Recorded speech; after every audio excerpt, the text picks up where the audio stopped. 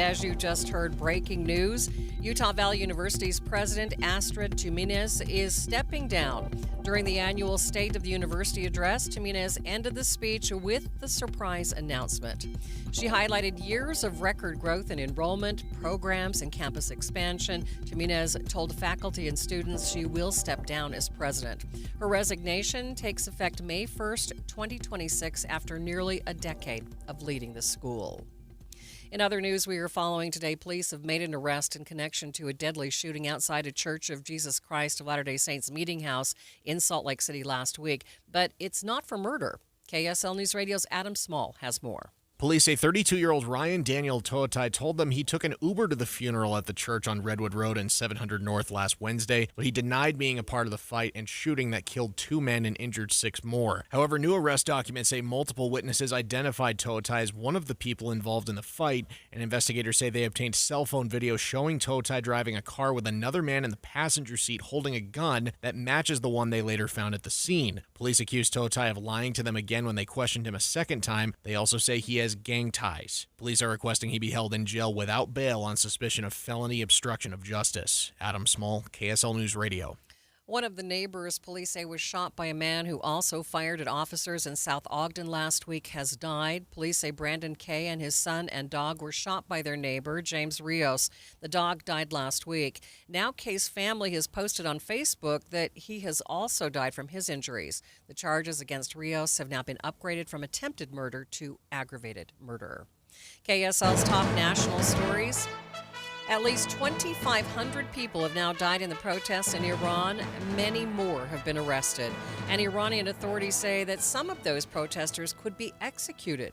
More from ABC's Tom Sufi-Burridge. We are now seeing the authorities put out this message to the Iranian people clearly that the protesters are potentially facing a very, very quick process towards possibly many executions. And that is the fear of human rights activists and the Iranian opposition. As protests and tensions flare in Iran, the U.S. is alerting certain personnel at a base in Qatar to evacuate. ABC's Ann Flaherty has details. These are non-mission essential personnel. This is one of the largest air bases in this region. This is a forward center for the U.S. Central Command, which commands all military forces in the region. It's kind of the nerve center for all air operations in the Middle East. And it was the one that was attacked last summer after Iran wanted to launch retaliatory strikes against the United States. Reports show the Iranian regime has reverted to using massive lethal force against unarmed civilians, rounding up thousands that it accuses of treason. Other national stories KSL is following. Vice President J.D. Vance and Secretary of State Marco Rubio are meeting with leaders of Greenland. They have opposed President Trump's effort to take over the territory. Greenland's prime minister says his nation would rather remain part of Denmark. ABC's Karen Travers has the latest. President Trump Wednesday morning on social media is reiterating his push for the U.S. to acquire Greenland. The president writing, quote, "The United States needs Greenland for the purpose of national security. It is vital for the Golden Dome that we are building. NATO should be leading the way for us to get it." His comments come just hours before Vice President Vance and Secretary of State Marco Rubio meet with Danish officials at the White House to discuss this issue, a meeting requested by the Danes. The White House has insisted every option is on the table to acquire Greenland, including the use of military force. That's been met with significant pushback from European allies. Karen Travers, ABC News, Washington.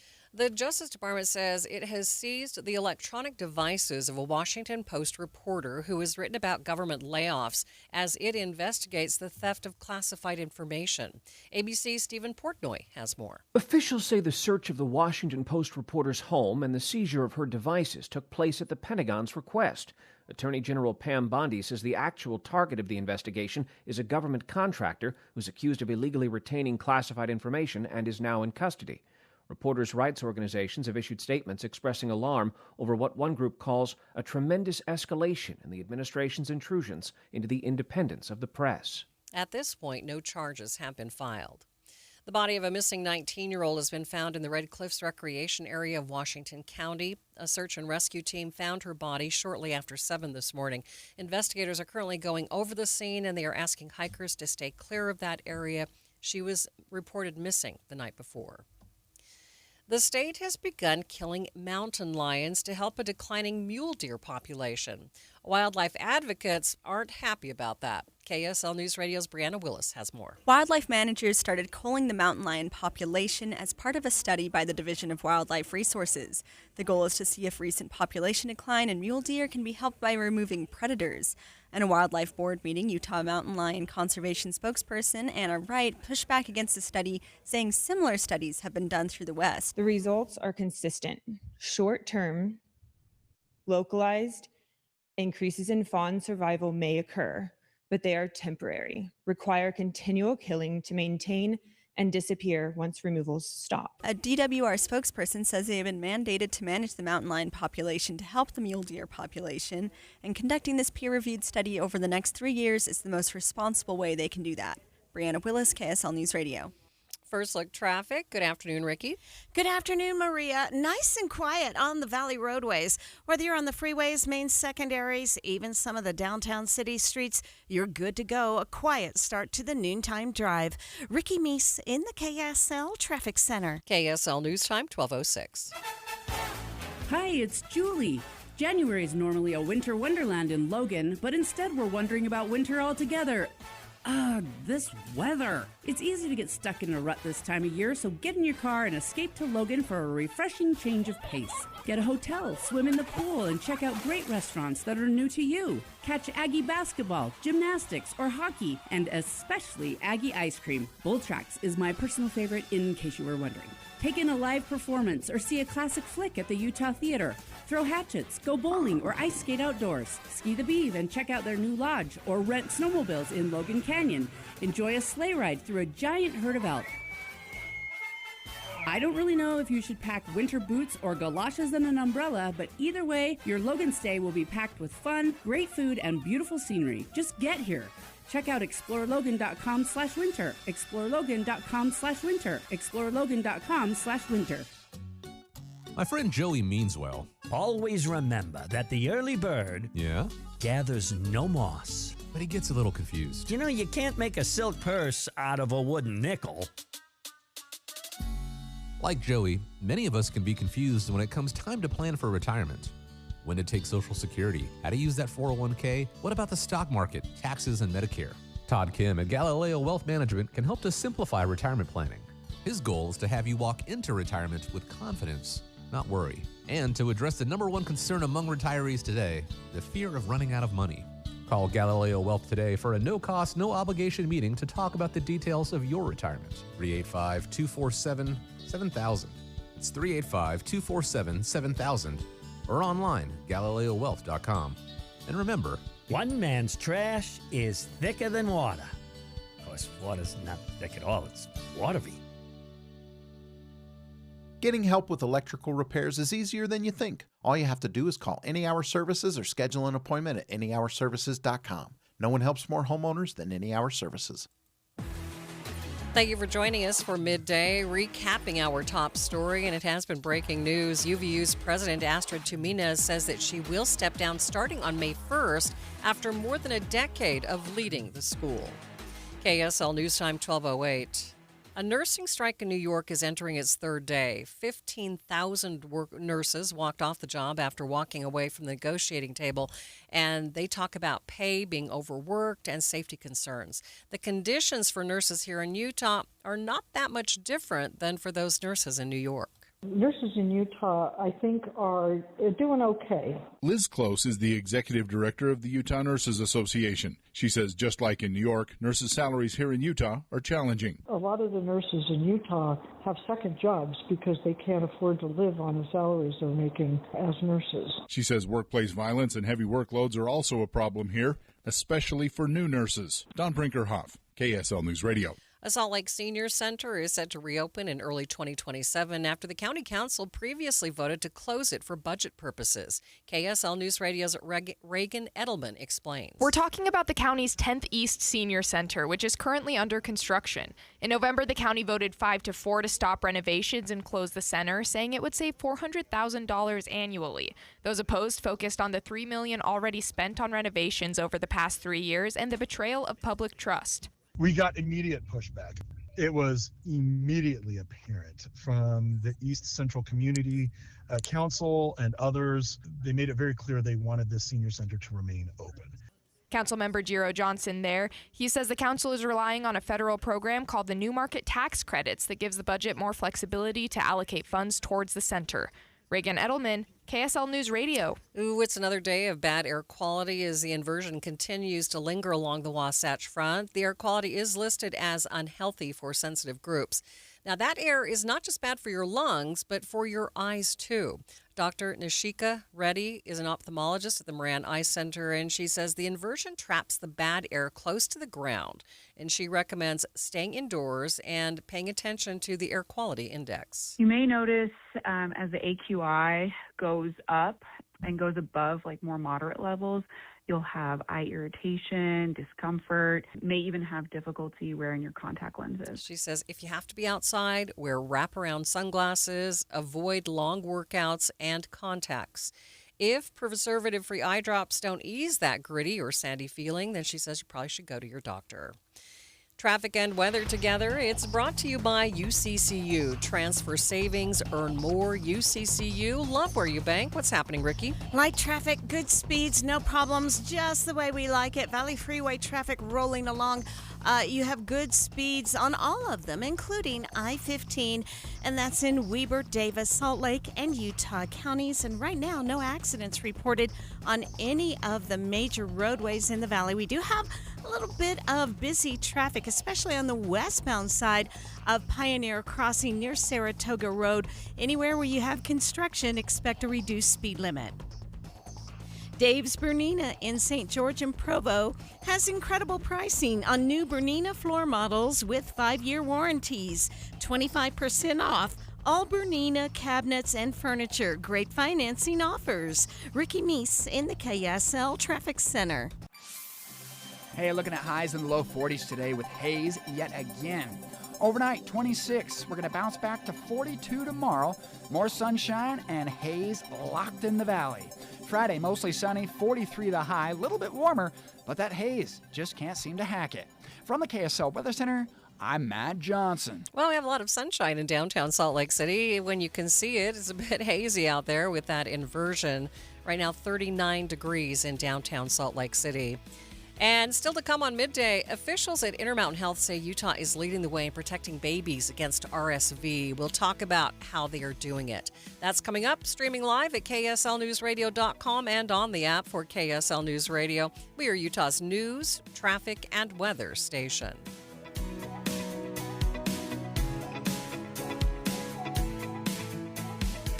If you buy your own health insurance for yourself or your business, you know it can be confusing even in normal times. This year is even tougher. You need to speak with an expert. At My Policy Quote, that's what you'll get. Would you get a surgery without a surgeon? I'm Mike at My Policy Quote. I've been in insurance for 12 years. Most people think when you sign up for an ACA government plan on the marketplace, you're stuck with it for the entire year. Not true. You can stop and enroll with me anytime, all year long. Most of my clients see 47% lower premiums and even more with gold level plans. My Policy Quote has access to true private insurance based solely on your health and the coverage you select, not based on your income. My client Julie started a health plan this January 1st for $1,468 with a $10,600 deductible on an HMO. I got her into a $2,500 deductible, national PPO for $737 a month. If you pay your own health insurance, you're on COBRA, even self-employeds or small businesses, call me, Mike, today. 385-367-6779. Again, that's 385-367-6779. Or visit mypolicyquote.com. That's mypolicyquote.com to get started now. Many people worry they're not making the right investment choices inside their 401ks. Did you know that you might have a little-known opportunity to add some additional investment choices to your 401k and get the help and recommendations you've been looking for? This exciting feature is called a self-directed brokerage window. And the best part? The money still stays within your 401k. Learn how the trusted advisors at Capital Wealth may be able to expand your investment portfolio. To learn more, call or text the word VISIT to 801-877-9800 or go to CapitalWealth401k.com. Improving your 401k might mean the difference of retiring a few years earlier. Let's find out. Schedule your no-cost 15-minute consultation with the Capital Wealth team today. Call or text the word VISIT to 801-877-9800 or go to CapitalWealth401k.com. Advisory services offered through Capital Wealth Advisors, LLC, a state of Utah registered investment advisor. KSL News Time, 12:15. The three things you need to know this hour. First, police have made an arrest in connection to a deadly shooting outside of a Church of Jesus Christ of Latter-day Saints meeting house in Salt Lake City last week. A man with gang ties is being accused of obstruction of justice. I'm KSL News Radio's Adam Small. Second, one of the victims of a shootout in South Ogden last week has died from their injuries. The suspect has now had charges updated from attempted murder to murder. Third, traffic and weather together, Ricky. Getting scanner chatter of a new accident. This is 3200 West, 7800 South in West Jordan. If you're traveling I-15, 215, I-80, or the 201, you're good to go. Freeway speeds throughout. Ricky Meese in the KSL Traffic Center. More high pressure and more haze, but could there be relief? I'm Matt Johnson. Hazy sunshine, 39 degrees at the KSL Common Spirit Health Studios. Time now for KSL's top national stories. From ABC News, I'm Michelle Franzen. Protests intensifying in Minneapolis along with immigration operations. It all follows the fatal shooting of Renee Good over a week ago. Multiple sources now say the officer who opened fire suffered from internal bleeding. A week after the incident, sources now tell ABC News the officer who fired the shots was treated for internal bleeding in his torso. Administration officials have insisted Jonathan Ross was struck by Renee Good's vehicle. He held his cell phone in one hand and his pistol in the other as Good began to drive forward. Ross was immediately driven from the scene by fellow officers. Officials later said he was taken to a hospital for treatment. ABC's Stephen Portnoy. Good's family is calling for peace and seeking accountability in her death and wants to honor her life with progress toward a kinder and more civil America. At the White House, officials from Greenland and Denmark met with top Trump officials today. President Trump pushing to acquire the Danish territory, despite Greenland saying it's not for sale. Iran's supreme leader vowing to hold swift trials and executions for anti-government protesters arrested in the recent uprising. A U.S. human rights group estimates more than 2,500 were killed by the regime, despite President Trump threatening U.S. response. ABC's Ian Pannell is in Istanbul with more. The Iranian regime is reverting to type, using massive lethal force against unarmed civilians, rounding up thousands it accuses of treason and, as it has done repeatedly in the past, planning to execute many of them. It appears some protests are ongoing, but the regime's brutal tactics do appear to be working. Verizon customers reporting issues and outages with service and receiving SOS signals. The cell phone provider confirming it's aware of an issue impacting wireless voice and data services for some customers, and says the engineers are engaged and working to identify and solve the issue quickly. You're listening to ABC News. Time for the KSL In-Depth. Utah leads the nation in the number of babies protected against RSV. Officials with Intermountain Health say this is because of their efforts to educate expectant mothers and parents of newborns. Joining me now live is Carolyn Reynolds, the Executive Director of Intermountain Children's Health Ambulatory Clinical Program. Carolyn, thanks so much for being with me. Thank you for having me. So tell us how you feel like your efforts have had an impact in curbing RSV here in Utah. Well, we really have been wildly successful in educating families about how to protect RSV in their infants. And we have, because of that, we have a #1 rating within the whole country for the number of infants that we have protected in the state of Utah. So educate the rest of us. What do we need to know to prevent RSV in kids? Well, RSV comes as a respiratory virus. It causes bronchiolitis, which really causes young infants in the first year of life to have a lot of trouble breathing and not being able to eat, often lands them in the hospital. But if their mothers in the last trimester of their pregnancy are immunized, they can pass passive immunity onto their baby and protect their baby from RSV. If that mother doesn't want to have that immunization, which is fine, then we have a passive immunity injection that we can give babies in that first year of life, and it really does protect them, and they don't get RSV, and they don't land in the hospital. Okay, tell us a little bit about this RSV season and how it does compare to last season. You know, actually, last season was the first time we were able to really do this education with families, and we found that we had a marked decrease in hospitalization for young infants in the hospital. We are seeing that same thing this year as well, with getting as many infants as we can immunized. For those infants that were born between April and September, they've gotten their immunization in October. For those babies who are born right now during the respiratory season, they can get it shortly after birth. Okay, what kind of tips do you have for parents right now who have young children? We have a lot of winter viruses that are going around. You know, there's a lot going on, and just every respiratory season, think about just all the hand washing and the keeping your nose clean and all those other kinds of things and that help us not spread disease. But also, if you have an infant in that first year of life and you haven't had an immunization, please reach out to your pediatrician. Go and get the shot. Carolyn, appreciate your time. Thanks for being with me. Thank you. Live on the KSL Newsline, that is Carolyn Reynolds, the Executive Director of Intermountain Children's Health Ambulatory Clinical Program. Let's get you up to date on the drive, traffic, and weather. It's brought to you by UCCU. Supercharge your savings at uccu.com. Ricky Meese, what's going on? If you're in the downtown area out to grab a bite to eat, you're going to see a pretty quiet drive on the city surface streets. Valley Freeway traffic is still in really good shape. No accidents, no delays. The same for our main secondaries. We do have an accident called out in West Jordan at 7800 South and 3200 West. Whipple Service Champions is Utah's most trusted name for heating, cooling, plumbing, and electrical services. Call 385-273-7167 for your free estimate today. Ricky Meese in the KSL Traffic Center. KSL 7-day forecast, that high pressure just doesn't want to move. Mostly sunny skies today with a high of 42, unhealthy air quality. We keep that bad air through Thursday, 42 the high, sunshine. Hazy sunshine into Friday, but there could be a small disturbance that could churn up the atmosphere a little bit. Maybe some better air quality by Saturday with a high of 44. Believe it or not, temperatures could go up a little bit as we head into Sunday, Monday, and Tuesday with highs in the mid and upper 40s, but air quality still a little bit hazy.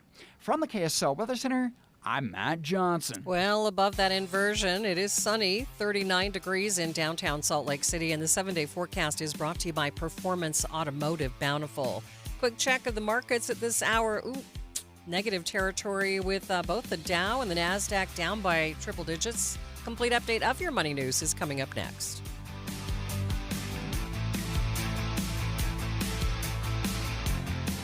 When you're making resolutions for the new year, have you ever thought of making the resolution to get a new metabolism? So that your body is burning fat more naturally? I used to have a terrible metabolism because I didn't know what to eat or when to eat it until I did SOTA weight loss. I let go of 37 pounds, and now my metabolism works for me. I let go of 70 pounds in 5 months, and it was so nice because once that metabolism changes, the things that affected you more regularly don't affect you anymore. And those are the things that I learned from my nutritionist as I was going along and even afterward. It's so helpful. They taught me how to be successful for life. You can call and speak to a nutritionist at SOTA Weight Loss today at 866-800-SOTA, S-O-T-A. That's 866-800-SOTA. Or you can go to sodaweightloss.com and see the hundreds of before and after pictures. And right now is the best time to do it because if you join now, your partner joins for free, so you get 2 transformations for the price of 1. It's 866-800-SOTA. Because soda is, say it with me, Amanda, state of the art. Hear that?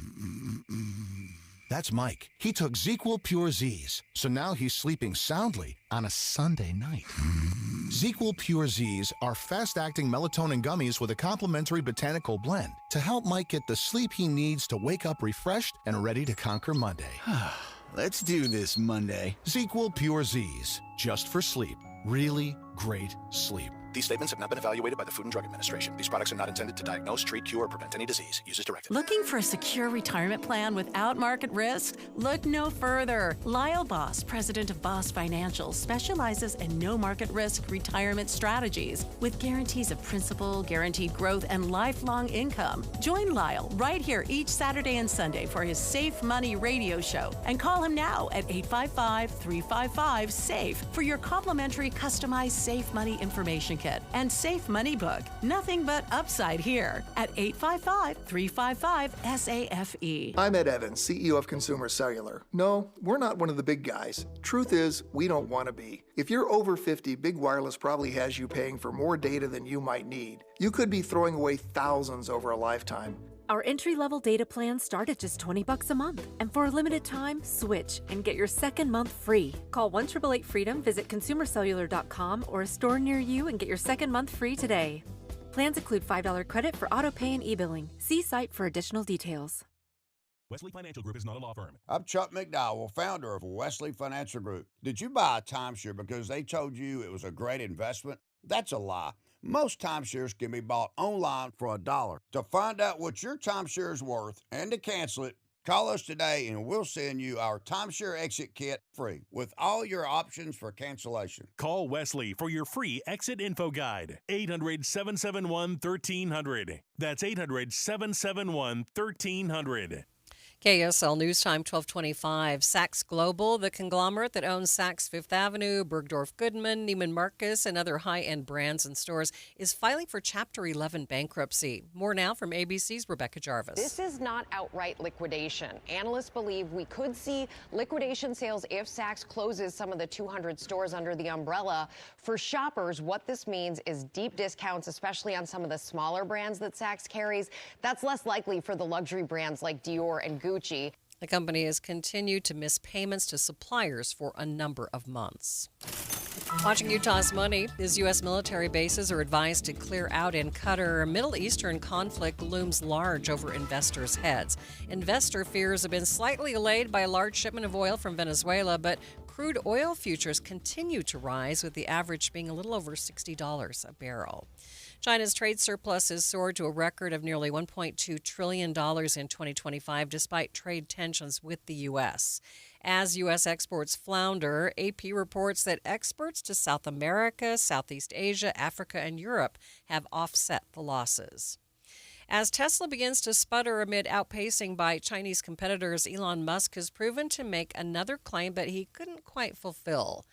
He said a fully autonomous Tesla taxi service would be available to half of America's population by the end of 2026. Now the goal has been reduced to 10 metro areas and must be accompanied by a company employee. And taking a look at your money at this moment, the Dow is down by 180 points, still above the 49,000 mark, but just barely 49,011. S&P 500 down by 59 points, and the Nasdaq, it's down nearly 1.5%, down 334 points. NASA's most recent mission to the International Space Station is getting cut short. All 4 astronauts have to return to Earth due to a medical issue with one of the crew members. NASA is calling it a medical evacuation. NASA astronaut Susan Kilrain says the issue, which NASA has not disclosed, may need treatment on the ground. Every crew has a medical officer, and that doesn't mean they're a doctor, because I was the medical officer on my flight, and I'm an aerospace engineer and Navy jet pilot. So I got a lot of training on many types of medical procedures. I could suture somebody up, pull teeth, stabilize people. We could do CPR and a number of things. The group got to the International Space Station back in August. They were supposed to stay until February. You still thinking job change in the new year? Yeah, I need something that's in high demand and more stable in this economy. IT? Yeah, cybersecurity, maybe even AI. That's what I did. Really? How? Went to My Computer Career. You don't need any prior experience, and you could start your new career in a matter of months. A lot of IT pros go to school there, too, to level up. Sweet. Are classes online or on campus? Both. Wow, I'll check it out. Thanks. Make this your year. Take the free career evaluation now at mycomputercareer.edu, an elite CompTIA certification partner. Financial aid is available to those who qualify, including VA benefits. My doctor told me my cholesterol is borderline, so I took control with Garlic Healthy Cholesterol Formula. Garlic helps maintain healthy cholesterol safely and naturally. It's odor and taste-free, and Garlic is a world leader in garlic potency. I'm taking charge of my cholesterol with Garlic Healthy Cholesterol Formula, cholesterol's natural enemy. These statements have not been evaluated by the FDA. This product is not intended to diagnose, treat, cure, or prevent any disease. The term natural references only the garlic in the product. Use as directed. Traffic and weather together. It's brought to you by UCCU. Transfer savings, earn more. UCCU, love where you bank. What's going on, Ricky? Getting reports of a possible power outage in Utah County. It could be affecting traffic lights if you're traveling in Orem, Provo, even up as far north as American Fork, over to Lehigh and Eagle Mountain. Keep an eye out for any kind of dark intersection. Right now, freeway traffic looks good north and southbound I-15. That's between Ogden and Provo. Had an earlier report of an accident at 7800 South, 3200 West. If it's there, it's really not causing any kind of big backups. Your ultimate destination for the hottest new cars and trucks, off-road vehicles, exotics, and more is at the Utah Auto Expo the 16th through the 19th at Mountain America Expo Center. Tickets at autoshowutah.com. Ricky Meese in the KSL Traffic Center.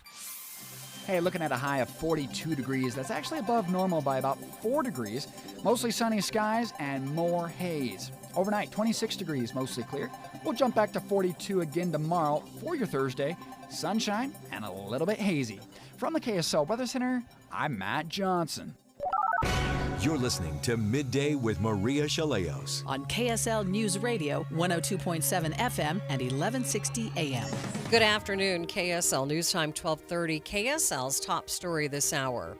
Utah Valley University's president has announced she will step down, but not before reflecting on the moments that have defined her leadership. We have team coverage, starting with KSL News Radio's Eric Cabrera. Eric? Maria President Astrid S. Tuminez opened today's address at UVU by highlighting years of growth, from skyrocketing enrollment and a larger endowment to new programs and expanded opportunities. But what many in the room remember most were her reflections on students' resilience through hardship, including last year's on-campus shooting death of Charlie Kirk. Tuminez points to moments that remind her why she came to UVU in the first place, stories of struggle, hope, and determination. I want to announce today that I am leaving UVU. So, I cried a lot last night, so I'm not crying today.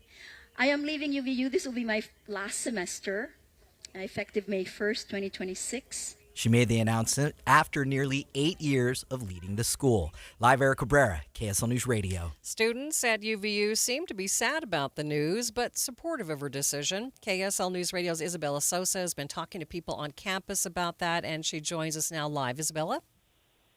Maria, students are generally disappointed because they're so fond of her, but they want her to do what's best for her after a tough year of losing her husband and facing the Charlie Kirk shooting on their campus. She's done a lot for us. She's given everything to UVU, and she's been through so much while she's been here.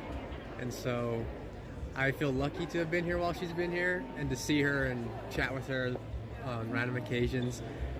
We'll definitely miss her. But we can definitely say for sure that she's left UVU better than when she arrived.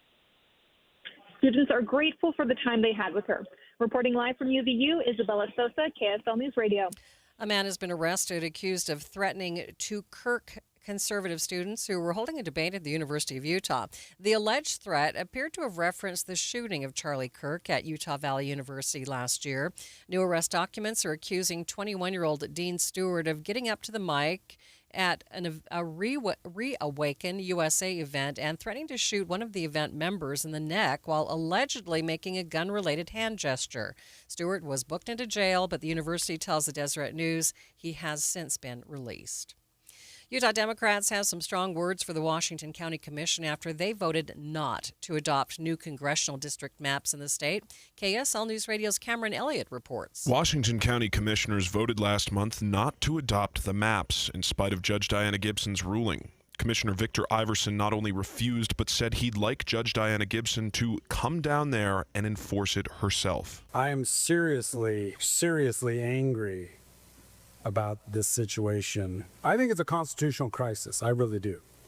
I think it's beyond simple politics. It's a gross abuse of judicial power. Utah Democratic Party Chairman Brian King disavowed Iverson's words and fired back in a statement saying no one is above the law, especially not county commissioners. Cameron Elliott, KSL News Radio.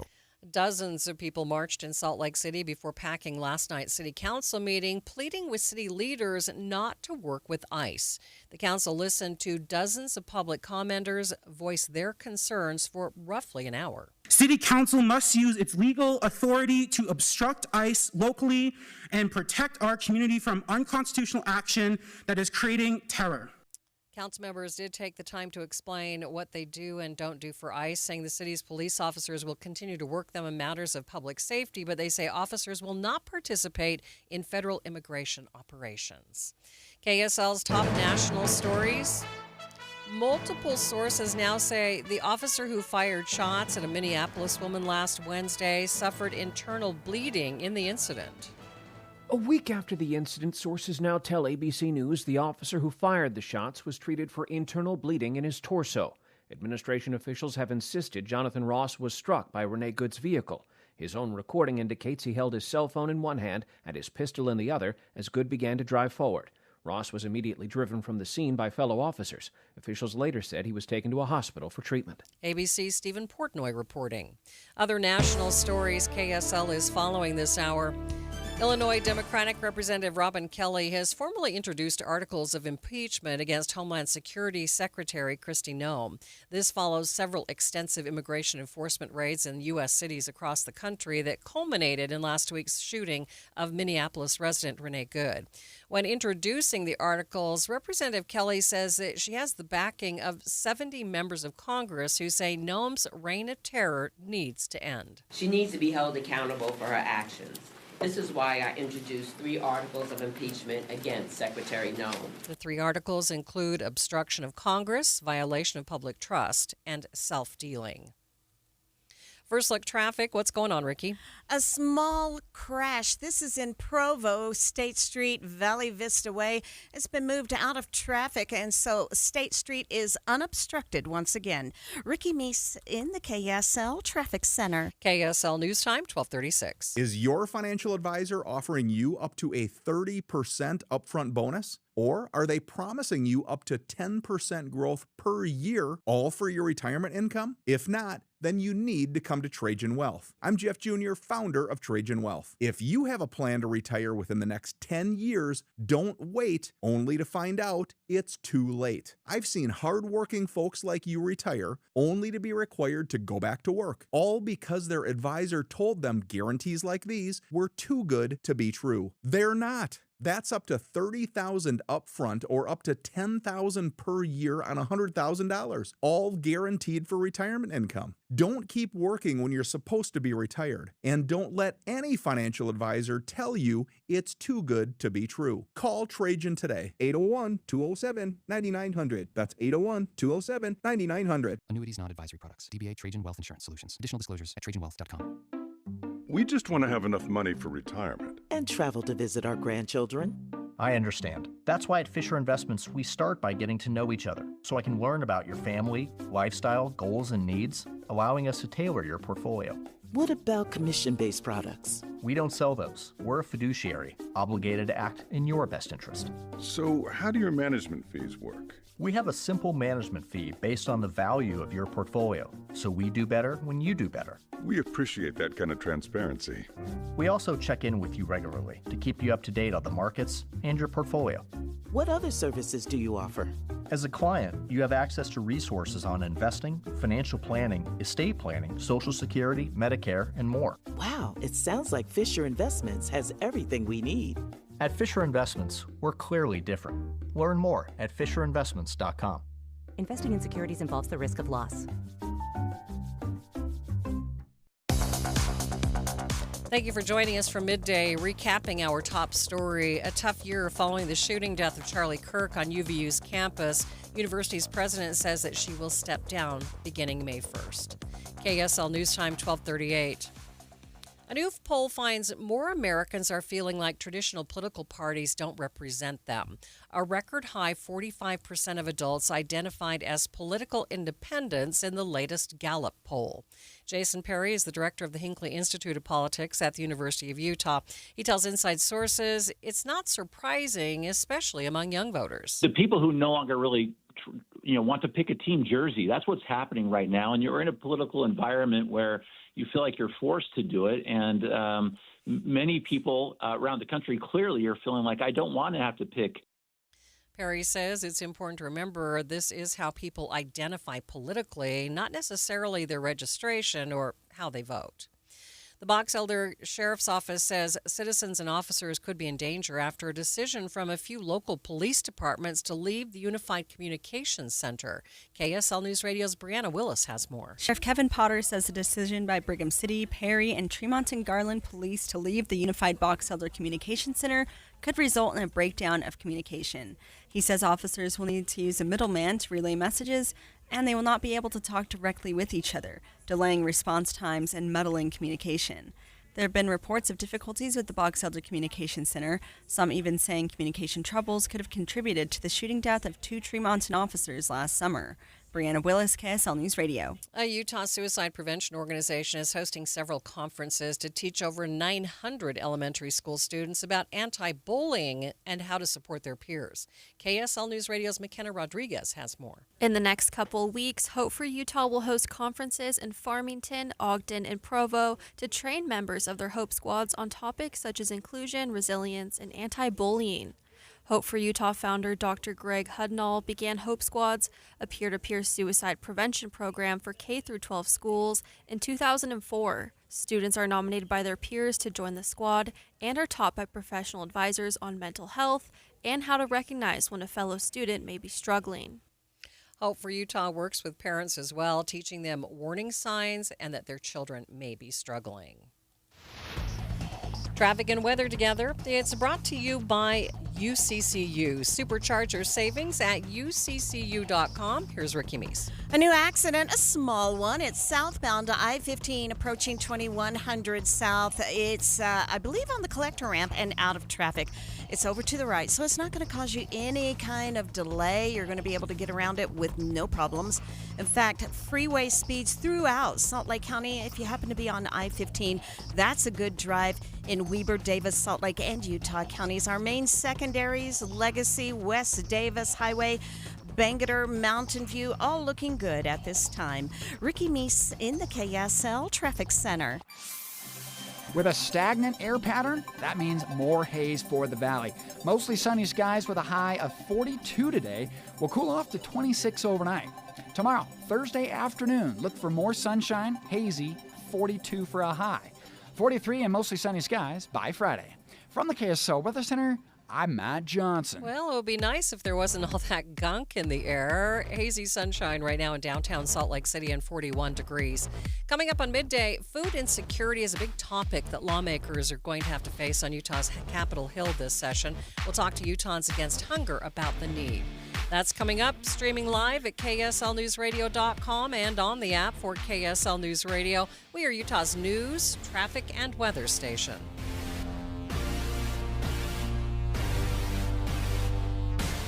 Every January, Duke's Jewelers celebrates another year serving the Springville community. And this year, they're doing it in a big way. It's the anniversary sale. And for 3 days only, January 22nd through 24th, all jewelry in the store is 50% off. That's right, half off everything in the case. Diamonds, gold, colored gemstones, signature pieces, everyday favorites. If it sparkles, it's on sale. And that's not all. For those dreaming up something one of a kind, special orders, custom design projects, and all watches are 25% off. Duke's Jewelers is proud to be a fourth-generation family-run business, and this sale is the Duke's way of saying thank you for supporting local, choosing Main Street, and trusting Duke's Jewelers with your most meaningful moments. But don't wait. These savings last just 3 days, January 22nd, 23rd, and 24th. Visit Duke's Jewelers on Main Street in Springville and shop the biggest sale of the entire year. Duke's Jewelers. Elevate every moment. Some exclusions apply. Do you owe $10,000 or more to the IRS like Will? When I was 50, my whole life fell apart.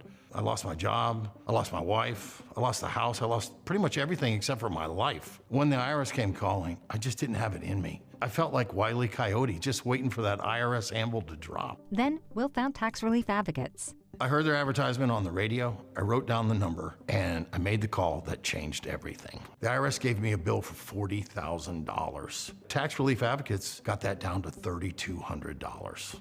I've paid 9 cents on the dollar. Now that's a great deal in anybody's book.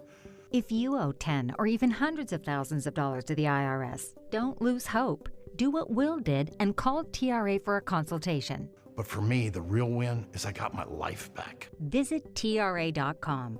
or call 800-488-2578. 800-488-2578. That's 800-488-2578. If you're tired of hot, uncomfortable dress shirts that just don't hold up, sweat stains, stuffy collars, short tails, sound familiar? Meet your new favorite dress shirts from Serve Clothing. The game-changing design features a mesh collar shield that stops sweat stains from ruining your look. Plus, built-in vents keep you comfortable under suits and jackets, no matter the season. You'll love the extra length that stays tucked in and the antimicrobial odor-fighting fabric that keeps you fresh all day. Forget about replacing your dress shirts every 6 months. With Serve Clothing's unbeatable 2-year guarantee, you know your shirt is built to last through the toughest work days in any climate. And giving back is a priority. Last year, Serve Clothing helped to outfit more than 750 missionaries and others in need using a portion of your orders. Don't wait. Serve shirts sold out 4 times last year. Visit serveclothing.com right now to get yours before they're gone. Serve Clothing. Dress shirts that actually serve you. serveclothing.com. KSL News Time, 1245. The 3 things you need to know this hour. First, at her annual State of the University address, UVU President Astrid Tuminez announced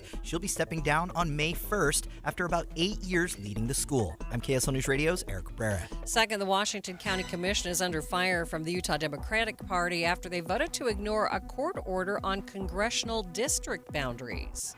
Third, traffic and weather together, Ricky. It's a delay-free drive on your Valley freeways for this noon hour, but we are not crash-free. One small accident southbound I-15 approaching 2100 South. It's out of traffic on the shoulder. Ricky Meese in the KSL Traffic Center. You guessed it, more haze today with high pressure, but we could see some relief. I'm Matt Johnson. Hazy sunshine, 41 degrees at the KSL Common Spirit Health Studios. Time now for KSL's top national stories. ABC News, I'm Michelle Franzen. Greenland and Denmark officials met at the White House with Vice President J.D. Vance and Secretary of State Marco Rubio discussing U.S. demands to acquire Greenland, it says, for national security reasons. Denmark's Foreign Minister Lars Løkke Rasmussen, after talks, says nothing has changed for Greenland, but also heard U.S. concerns. We have decided to form a high-level working group to explore if we can find a common way forward. The group, in our view, should focus on how to address the American security concerns, while at the same time respecting the red lines of the Kingdom of Denmark. The majority of Greenland residents earlier voted to remain a Danish territory. The death toll in Iran due to recent anti-government protests climbing to at least 2,500. That according to a U.S.-based human rights group. The supreme leader vowing to hold swift trials and executions. And some Verizon customers experiencing lapses in service today. The company says they're on it. This is ABC News. Time now for the KSL In-Depth. Food insecurity has been a huge topic of conversation in the past year as the federal funding has impacted state needs. As Utah lawmakers prepare for the legislative session next week, local advocates hope to see more funding to meet those needs. Joining me now live is Gina Cornea, Executive Director of Utahns Against Hunger, and thanks so much for being with me. Yeah, thanks for having me. So tell us a little bit about the nature of the problem that you think lawmakers should address. Well, last year, if your listeners recall, there were major changes made to the Supplemental Nutrition Assistance Program, formerly known as food stamps and just generally referred to as SNAP. And one of the biggest issues is a cost shift responsibility. For example, our state administrative costs are paid 50% by the state, 50% by the feds. Starting October 1st, that shifts to 75% of the state and 25% from the feds. So Utah has to appropriate $13 million in ongoing funds to help administer the SNAP program, which serves 90,000 households in Utah. So is there already legislation in the works to take care of some of these needs? Yeah, so the $13 million is part of the governor's budget. So that will go to an appropriations committee, which the Department of Workforce Services is in Economic Development and Workforce Services. So that will go through the appropriations process. It will need to be prioritized by the committee and ultimately funded by our state legislature. Are you optimistic that they'll be able to meet these needs? Oh, that is the question of the day. I mean, going into this session, we know that revenues are down because of the tax cuts that were made permanent, and $13 million is a really big ask.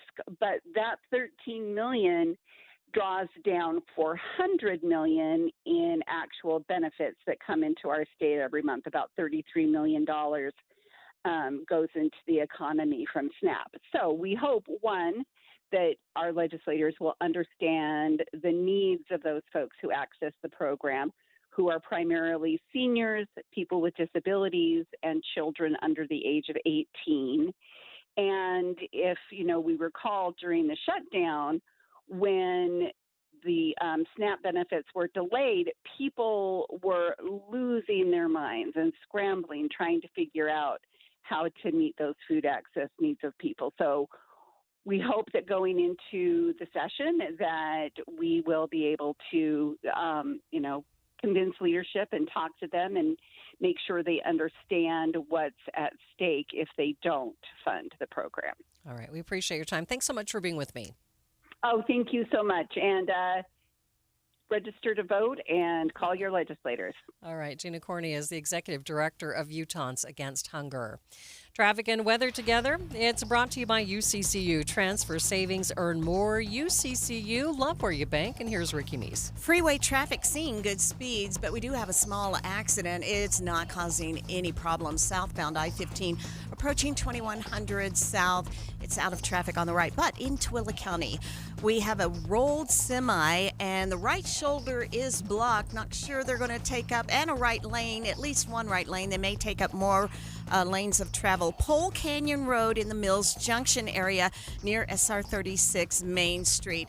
I'm not seeing any kind of big backups at this point, but it's something that you want to be aware of if you need to travel in that area. Try UTA and get more done while you ride. Games, work, books, shows. You'll be too busy to notice all the traffic you're missing. Plan your trip at rideuta.com. Ricky Meese in the KSL Traffic Center. KSL 7-day forecast doesn't have much in the way of change, so look for that haze today. Mostly sunny skies and a high of 42. We'll keep it at 42 tomorrow, Thursday. Sunshine, but hazy. Friday, small little system could pass to the north. That may just help to alleviate the inversion a little bit. High of 43. Keeping haze in the forecast on Saturday, 44, mostly sunny. Temperatures rise into the mid-40s for your Sunday, Monday, and Tuesday. Right around 45 and 46, but the haze, it just remains locked in the valley. From the KSL Weather Center, I'm Matt Johnson. A lot of haze, 41 degrees in downtown Salt Lake City. The 7-day forecast is brought to you by Performance Automotive Bountiful.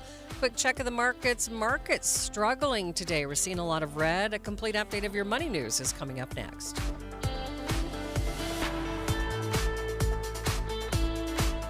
I'm Jordan Wilcox, your Utah tax attorney.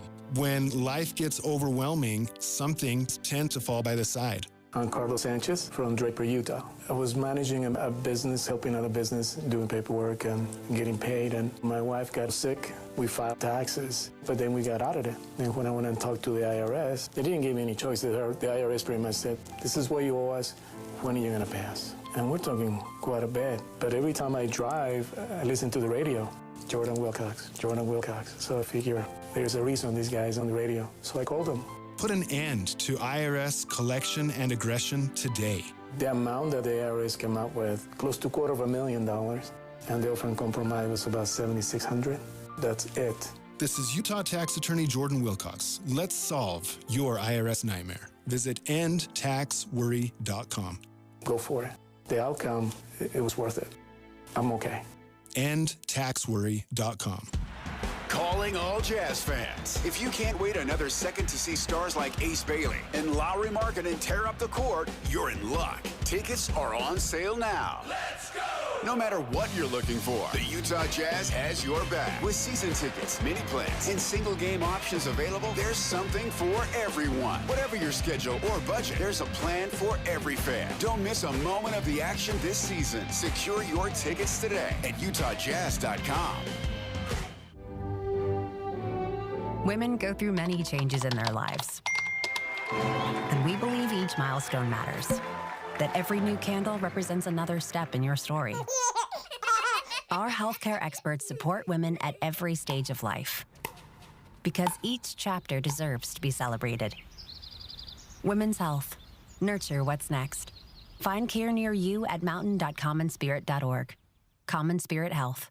Human kindness lives here. Happy New Year, Susan. I really appreciate you picking up the bill for lunch. I'm happy to. One of my New Year's resolutions is being better with money. So I've started using Upside, the free app that pays you cash back for buying gas. Wait a minute. Are you saying you actually get paid cash when you buy gas with the Upside app? Yes, I earn cash back just for buying the gas I was already buying. Does that actually add up to anything? I'll make $200 to $300 this year. Wow, that's serious extra cash. I'm downloading the Upside app now. Download the free Upside app now in the App Store or Google Play and start earning cash back on everyday gas purchases. Use promo code RIDER for a 25 cents per gallon bonus on your first tank. That's up to 50 cents per gallon on your next fill up. You can cash out anytime, right to your bank account or a gift card for Amazon and other brands. Just download the free Upside app and use promo code RIDER for a 25 cents per gallon bonus on your first tank. That's code RIDER. Code RIDER. Offers vary by user and location. Go to upside.com for terms and conditions. Any Hour Services can help you make sure your furnace keeps you warm this winter. Whether you need a tune-up, a repair, or a second opinion about replacing it, call Any Hour Services or visit anyhourservices.com. Watching Utah's money, Affordable Care Act enrollment has taken a hit after ACA subsidies expired earlier this year. Center for Medicare and Medicaid Services, which runs the healthcare.gov enrollment website, told UPI they saw nearly 800,000 less signups than last year, which is likely driven by the higher premiums. An outage is affecting tens of thousands of Verizon customers this afternoon. The reason for the outage is not yet clear. Verizon posted on their social media that this is affecting both data service customers and phone customers. And your money at this moment, the Dow is down by 161 points, sitting at 49,030. S&P down by 57, and the NASDAQ down by 337 points. This is Andy Farnsworth with One Kind Act Today's Minute of Kindness, brought to you by the Semnani Family Foundation. Salt Lake City's Taqueria 27 surprised Fox 13's Candy Cane Corner campaign with a generous $25,000 donation to support families experiencing homelessness this holiday season. The gift ensures children and families receive much-needed gifts and necessities, spreading joy and hope during a challenging time. Kurt Misak, who is part of the restaurant's ownership group, shared, quote, "Put yourself in the shoes of some of those children who have no idea how tough it is for their parents. It's just letting them know that somebody's out there," unquote. Employees and management alike take pride in the culture of giving back by donations or even volunteering their time. As Chrissy Misek said, even small gestures, a smile, a kind word, a helping hand can make the world brighter. How can you and your family give back during the holiday season? Find out more at thepowerofkind.org. That's thepowerofkind.org. Pizza's here. Oh, great. I'd love some, but I'm worried about my stomach issues. If you're worried about having diarrhea, gas, bloating, stomach pain, or loose, oily stools, it may not just be stomach issues. It could be a condition called exocrine pancreatic insufficiency, or EPI. With EPI, the pancreas doesn't release enough enzymes to break down food, but EPI is manageable. Use the symptom checker on identifyepi.com and talk to your doctor. That's identifyepi.com. Sponsored by AbbVie. Welcome back to Winter Hack Radio, the place for clever hacks to survive the season. Icy driveway? Well, try spreading sand or birdseed to help with traction. Snowy puppy paws? Well, grab a whisk, brush it off, done. Catch COVID-19? Well, just get... Actually, there's no hack for COVID-19. But if you test positive, prescription medications for COVID exist. Ask your doctor if they're right for you. Visit PfizerForAll.com to learn more. Sponsored by Pfizer. Respiratory virus season is quickly approaching, meaning we'll see more flu, COVID, and RSV in our community. The good news is vaccines are available that will help prevent these infections and keep people healthy. For flu and COVID, everyone aged 6 months and older are recommended to be vaccinated to help protect ourselves and our families against serious illness. Fall remains the best time to be vaccinated. Respiratory viruses circulate year-round, but peak late fall through winter. Your doctor can recommend which vaccines are best for you and your family. Brought to you by Intermountain Health and KSL News Radio. Traffic and weather, it's brought to you by UCCU. Supercharge your savings at uccu.com. Ricky? A small crash on southbound I-15 approaching 2100 south on the right shoulder. No delay on any of your Valley freeways. A rolled semi into Willa County on Pole Canyon Road near SR 36 Main Street in the Mills Junction area of Stansbury Park. New year, new home ideas. The South Jordan Home Show is this weekend at the Bastion Agri Center. Meet local contractors, explore the latest in home improvement, and save time and money. Free admission and parking. Details at southjordanhomeshow.com. Ricky Meese in the KSL Traffic Center. Forecast shows temperatures staying in the 40s for the next 7 days, 41 downtown. KSL FM Midvale. KSL Salt Lake City. From the KSL Common Spirit Health Studios, this is KSL News Radio. Utah's news, traffic, and weather station. Following a tumultuous year, Utah Valley University President Astrid Tuminez announced her resignation from the state's largest university. The announcement coming just a few months after political influencer Charlie Kirk's murder on the UVU campus. Why UVU? Why Utah? And what is this moment asking of us? And I know as difficult and heartbreaking everything was, and frightening to be honest, our students stepped up. The time is 1 o'clock on Wednesday, January 14th. It's midday. I'm Maria Shilaos. Coming up, the resignation of UVU President Tuminez. We'll have a closer look at what she hopes the university community takes with them moving into the future. Also this hour, for obstruction of justice in connection with the Rose Park shooting last week. Salt Lake City Police announcing the arrest of a person that they say was involved in the deadly shooting outside a funeral. Chief Brian Redd saying the suspect is not being cooperative with their investigation. But first, our top stories. UVU's president is stepping down after nearly a decade with the school. Astrid Tuminez reflected on record enrollment numbers and campus expansion during her annual State of the University address before ending the speech with the announcement. Utah Valley University will be on the hunt for a replacement. Tuminez is done in May. We'll get more information on the announcement coming up in just a few minutes. Our top national story from ABC News. At least 2,500 people have died in protests in Iran, according to an activist group tracking those numbers. Many more have been arrested, and Iranian authorities say that some of those protesters could be executed. More from ABC's Tom Sufi Burridge on one protester who may face execution as soon as this week. We are now seeing the first case. Irfan Sultani, a 26-year-old. ABC News has spoken to his family. He's a shopkeeper arrested just north of Tehran at a protest on January the 8th, so just over a week ago. Burridge says the protesters are facing a very, very quick process towards possible execution. Other national stories KSL is following. NASA's most recent mission to the International Space Station is getting cut short. A medical issue with the crew member has all 4 astronauts on board returning to Earth. NASA astronaut Susan Kilrain explains the reasoning behind cutting off the mission. The decision to bring the whole crew home, that's a requirement. You cannot leave astronauts in space that don't have a seat in a spacecraft to come home in the event that they need to do an emergency evacuation. So all 4 of them have to return. The group got to the space station back in August and were supposed to stay until February. NASA is calling this early departure a medical evacuation. Taking a look at your money at this moment, the Dow is down by 198 points, sitting at 48,993. S&P down by 65. The NASDAQ, it's off by 1.5%, down 371 points.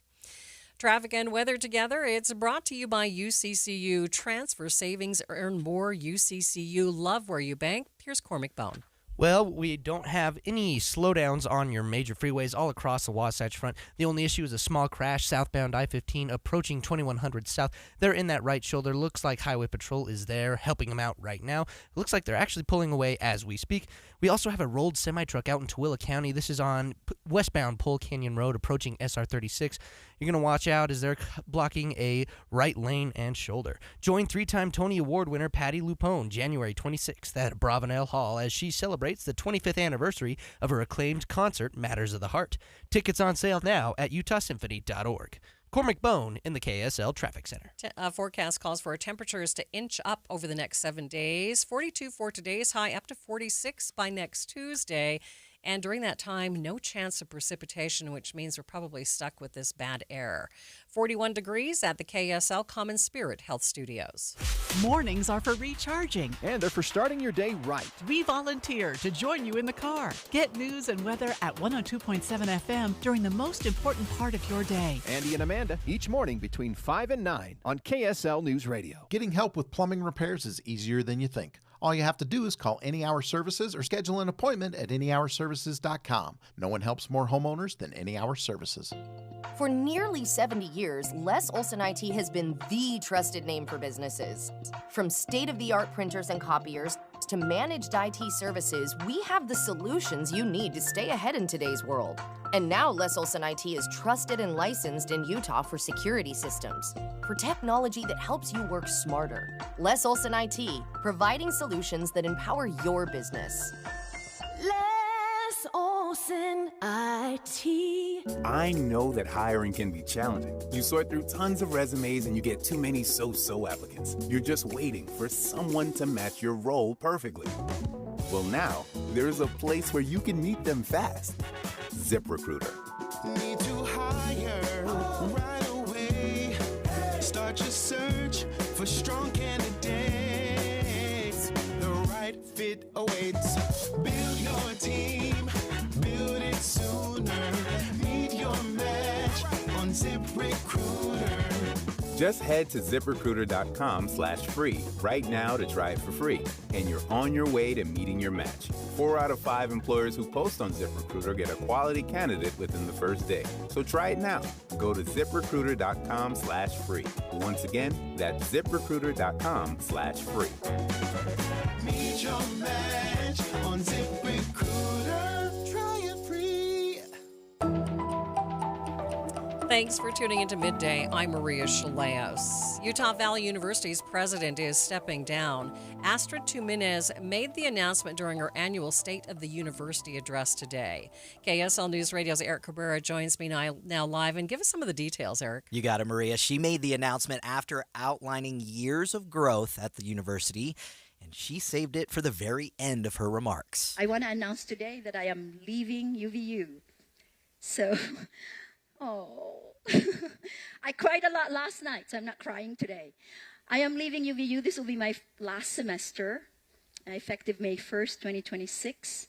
It's a tough one. Leading up to that announcement, though, were there any standout moments in her final address? I do. I think one of the moments for me was, when the audience questions started up. That led her to talk about, what the role has meant to her personally and what she says made the job meaningful just beyond the numbers. My favorite moment, I don't think that I have one favorite moment, but I think I've said this many times, that the reward for me of being here at UVU is the students.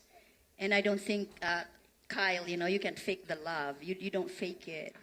I feel it when I am with our students, and to me that's the biggest reward. I remember my first year, just walking up and down the hallways, I would talk to random students, and they would tell me their story, and I start crying, because the story was usually so pithy and so full of, struggle and dreaming and believing that they can make something of themselves.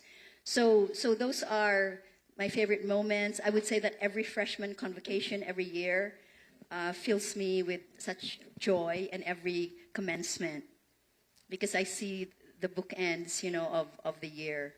She also used that address to talk about where the university is headed academically by highlighting new degree pathways aimed at adult learners, including accelerated bachelor's programs, and pointed to changes in athletics as the university prepares to move conferences. She framed it as positioning UVU for its next chapter, even as she prepares to step away from the presidency herself. Okay, she's obviously had a tough year, though. So what did she have to say about the Charlie Kirk event? Yeah, so you could tell, as expected, it was an emotional moment to talk about again, and highlighted how the school did come together on one of their darkest days.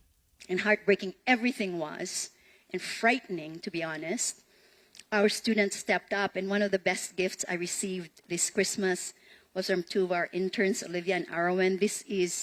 They took some of these Post-its. This is an art installation with the questions, how have you witnessed kindness in the midst of tragedy? How have you shown kindness? And this just made me cry as I read some of these post-its from our students. They have very, very big hearts. And we had our comfort animals, our alpacas, the thousands and thousands of flowers that were brought to campus. We had students on 60 Minutes, on opposing sides of the spectrum, showing how you can disagree respectfully and showing that beyond the disagreement, you must remember you're in one school, you're in one state, you're in one community. And also reminding us that when we vote, there are critical implications for our lives. And we had Senator Mark Kelly here, Democrat from Arizona, Senator John Curtis, Republican from Utah, again modeling what conversation can be like. And this initiative, Our Better Selves for a Better America, I hope very much that for the coming years, this will be a critical part of the UVU landscape. So, Eric, what happens next? So Tumina says she'll remain in the role through the academic year as the university begins planning for a leadership transition with her departure set for May of this year. Thanks, Eric.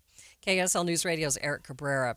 Stay with us. We'll be back with more in just 60 seconds. Every January, Duke's Jewelers celebrates another year serving the Springville community. And this year, they're doing it in a big way. It's the anniversary sale. And for 3 days only, January 22nd through 24th, all jewelry in the store is 50% off. That's right, half off everything in the case. Diamonds, gold, colored gemstones, signature pieces, everyday favorites. If it sparkles, it's on sale. And that's not all. For those dreaming up something one of a kind, special orders, custom design projects, and all watches are 25% off. Duke's Jewelers is proud to be a fourth-generation family-run business, and this sale is the Duke's way of saying thank you for supporting local, choosing Main Street, and trusting Duke's Jewelers with your most meaningful moments. But don't wait. These savings last just 3 days, January 22nd, 23rd, and 24th. Visit Duke's Jewelers on Main Street in Springville and shop the biggest sale of the entire year. Duke's Jewelers. Elevate every moment. Some exclusions apply. University of Utah police have arrested a man who is accused of threatening to shoot and kill conservative students. Police saying his comments appeared to reference the shooting of Charlie Kirk at UVU last year. Members of the conservative group Reawaken USA were holding an open mic-style debate on campus Monday when police say this happened. New arrest documents are accusing 21-year-old Dean Stewart of getting up to the mic and cursing at one of the event members and threatening to shoot him in the neck while making a gun-related hand gesture. One of the members of the group later told the Deseret News Stewart allegedly threatened to, quote, kirk them. Police in the arrest documents also accused Stewart of not stopping when they asked him to and that they ended up having to run after him. He was later booked into jail on suspicion of 3 misdemeanor crimes. The university says he has since been released from custody. Adam Small, KSL News Radio. Greg Rogers is a retired FBI agent and professor of criminal justice at UVU. I actually just spoke to him earlier this week about public safety plans at the university and why he still has some concerns about it. Today, he tells me threats like the one made this week at the U need to be taken seriously. It's very, very concerning because that when you have someone that's I don't mean to overstate it, but I mean the term when they're irrational enough to make a open threat like that in a public forum, that's the same kind of individual that could have easily showed up at that same event with a weapon. So when something like that happens, you're really just fortunate that it wasn't much worse. Now, this person was arrested, and we don't know that they had a weapon. I would assume that they did not because I've heard nothing about a weapon here. But talk to me for a minute about these types of threats and why the person was arrested. It's a Class B misdemeanor to make a threat, a Class B misdemeanor at the state level, to make a threat to injure someone if the purpose of that threat is to put them in fear. And so that's what that individual was arrested for. It's not a felony, but it's a Class B misdemeanor. But other things will happen as a result of that. It's highly likely there'll be search warrants run at their residence to see if they did have weapons, and that charge can be enhanced if they believe that they actually intended to carry out some sort of, violent confrontation with someone. I certainly don't want to advocate for not doing these type of events or for restraining free speech in any sort of way, but What should college campuses be thinking about when they have this type open mic style debate? When you're going to have an open mic style debate like this, you need to have it in a room where you can have enhanced security. And by that, I mean metal detectors, things like that. I mean, we do that for jazz games, so you can do it in a facility at the campus because there's not going to be that many people there. So you can have it in a large room where you can check everyone that's coming in. You just need to have enhanced security for them these days, and that's unfortunate. It's a reality. We've seen the terrible things that can happen if you don't. So you need to have those in areas where you can have that kind of security, which, they did have it in a room at the U where that could have taken place. I don't believe it did. We live in the United States where we're passionate about free speech. Why is it that we can't have these types of discussions without people getting upset? Why can't we just respect other people's differences? What's happening in our society? It escapes me. I'm from a time when you hear it all the time, the analogy when people talk about how Ronald Reagan and Tip O'Neill, who couldn't have been more different politically, would argue all day, but then they'd go out and have dinner together at night. I mean, that's the way it should be. We should be able to understand and accept that, everybody doesn't think the same way we do. But I think what's happened, unfortunately, is we've gone from being able to have civilized debate to calling our opponents really vitriolic names like, now if someone doesn't agree with you, they're a Nazi or a fascist. So we've just really, unfortunately, amped up the rhetoric against those that disagree with us. And, you could write your dissertation on how that's happened, but it's just a reality these days. You didn't used to see that. You used to, someone could disagree with you. You could doubt their intellect. You could just say that you're never going to agree on a certain topic. But that's completely different than calling them a fascist. That makes it easier to lash out at someone if you believe they're that, especially for extremists. If you convince some young extremist that the person they're attacking, and I think that's what happened in the Charlie Kirk case, if you convince a young extremist that the person they're attacking is a Nazi or a fascist or something like that, they can rationalize what they're doing. I asked you what college campuses should be thinking about for events like this, but I certainly don't want to scare anyone, but is there something that we should be thinking about if we're going to attend an event like this? You should be very careful if you're going to attend an event like that. Unfortunately, now it's becoming almost common for them to erupt into some sort of at least negative behavior like this. Hopefully it's just screaming and yelling and people being upset, but that's almost certainly going to happen. In law enforcement, we always say you need to have your head on a swivel. You need to be looking around. You need to be careful. And I wish that they would, before those events, there should be some statement about what's going to happen if that happens. There should be someone there saying, if you get unruly, we have security here. You'll be removed from the room. I mean, there should be some rules laid down about how that's going to go so everybody knows and there's not a panic and people aren't running for exits and hurting people. I mean, that needs to be done at every one of these events. People need to understand what security is going to do, that they're present, and that you will be escorted from the room immediately. I mean, they need to have those sort of statements so that everyone understands how this is going to go. Greg Rogers is a former FBI agent talking about the recent death threats against conservative students at the University of Utah. A nursing strike in New York City now entering its third day. Here in Utah, nurses may face similar issues and concerns with their own workplace safety and workloads. We'll get more after the break, but first, it's traffic on KSL News Radio. It's brought to you by UCCU. Supercharge your savings at uccu.com. Cormac? Normal delays both directions, Highway 89 in South Ogden around Harrison Boulevard and Skyline Drive. We also have spotty construction delays on Pioneer Crossings, both directions. That's especially slow at Saratoga Road, but no delays on I-15, both directions, from Brigham City to Spanish Fork. The Good Feet store, supporting you with comfort no matter what the day brings. Find the location nearest you at goodfeet.com. Cormac Bone in the KSL Traffic Center.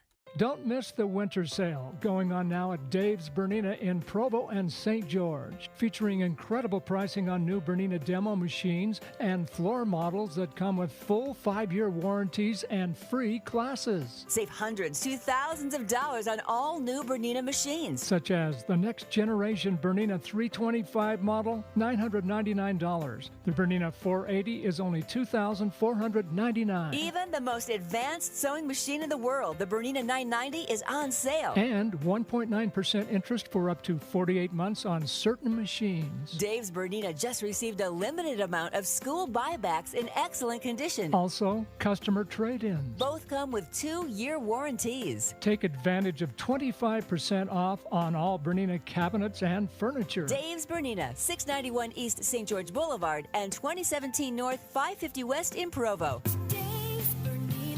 Dave'sBernina.com. Happy New Year, Susan. I really appreciate you picking up the bill for lunch. I'm happy to. One of my New Year's resolutions is being better with money. So I've started using Upside, the free app that pays you cash back for buying gas. Wait a minute. Are you saying you actually get paid cash when you buy gas with the Upside app? Yes, I earn cash back just for buying the gas I was already buying. Does that actually add up to anything? I'll make $200 to $300 this year. Wow, that's serious extra cash. I'm downloading the Upside app now. Download the free Upside app now in the App Store or Google Play and start earning cash back on everyday gas purchases. Use promo code RIDER for a 25 cents per gallon bonus on your first tank. That's up to 50 cents per gallon on your next fill up. You can cash out anytime, right to your bank account or a gift card for Amazon and other brands. Just download the free Upside app and use promo code RIDER for a 25 cents per gallon bonus on your first tank. That's code RIDER. Code RIDER. Offers vary by user and location. Go to upside.com for terms and conditions. 1-877 Cars for Kids. KARS Cars for Kids. 1-877 Cars for Kids. Donate your car today. 1-877 Cars for Kids. KARS Cars for Kids. 1-877 Cars for Kids. Donate your car today. Ready to get rid of that old car? Donate it to Cars for Kids. Call 1-877-CARS-FOR-KIDS to reach a friendly live agent. Donation is super easy, and your car can be picked up as soon as tomorrow. Call us now, 877-CARS-FOR-KIDS. That's cars with a K to donate your car today. 1-877 Cars for Kids. KARS Cars for Kids. 1-877 Cars for Kids. Donate your. Did you know you can donate real estate too? Go to carsforkids.org. That's carsforkids.org. When you're making resolutions for the new year, have you ever thought of making a resolution to get a new metabolism? So that your body is burning fat more naturally. I used to have a terrible metabolism because I didn't know what to eat or when to eat it until I did Soda weight loss. I let go of 37 pounds, and now my metabolism works for me. I let go of 70 pounds in 5 months, and it was so nice because once that metabolism changes, the things that affected you more regularly don't affect you anymore. And those are the things that I learned from my nutritionist as I was going along and even afterward. It's so helpful. They taught me how to be successful for life. You can call and speak to a nutritionist at Soda Weight Loss today at 866-800-SODA, S-O-T-A. That's 866-800-SODA. Or you can go to sodaweightloss.com and see the hundreds of before and after pictures. And right now is the best time to do it because if you join now, your partner joins for free, so you get 2 transformations for the price of 1. It's 866-800-SODA. Because soda is, say it with me, Amanda, state of the art. You are listening to Midday. I'm Maria Shilaos. It's day 3 of a major nurses' strike in New York City with thousands of nurses taking to the picket line. ABC 7 Eyewitness News reporter Lauren Glassberg reports from one of those picket lines. There is no sign that progress is being made or even that negotiations are continuing. Today is day 3 of this strike, as you said. And the nurses here at Montefiore, well, they're on the picket line instead of inside with patients. And the hospital has hired temporary travel nurses to care for patients. But the nurses out here, they tell me they would rather be on the inside. But they say they need better pay, better staffing ratios, and a safer work environment. Now, Montefiore has criticized the union for reckless demands, including one proposal that it says would prevent nurses from being fired if they're found compromised by drugs or alcohol on the job. The union says that's a mischaracterization, and the proposal would have added protections for nurses dealing with substance abuse disorders, the same protections that other hospitals have in place. Nurses say they plan to stay on the picket line as long as necessary. When we say come to the table to negotiate a contract, we sit there for hours.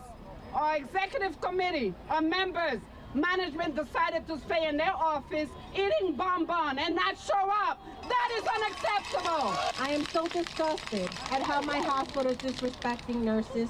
They're trying to take away everything we won in the last strike. They forced us out on strike and continue to spend millions on temp replacement nurses. We are the people who take care of them. We are the people who give our blood, sweat, and tears to our patients, the most vulnerable patients in the state of New York. We're here to care for them.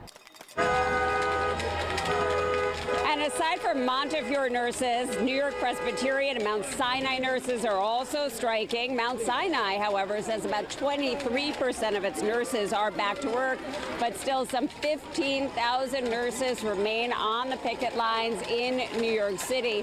The last time nurses went on strike was in 2023, and that strike resolved in 3 days.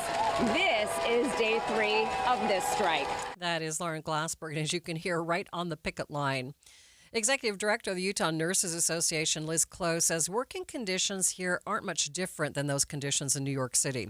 She says given her years working in the healthcare industry, nurses don't strike for frivolous reasons. She says things back east had reached a breaking point. Nurses in Utah, I think, are doing okay. I'm not going to sugarcoat this because they have basically the same issues that the nurses in New York do.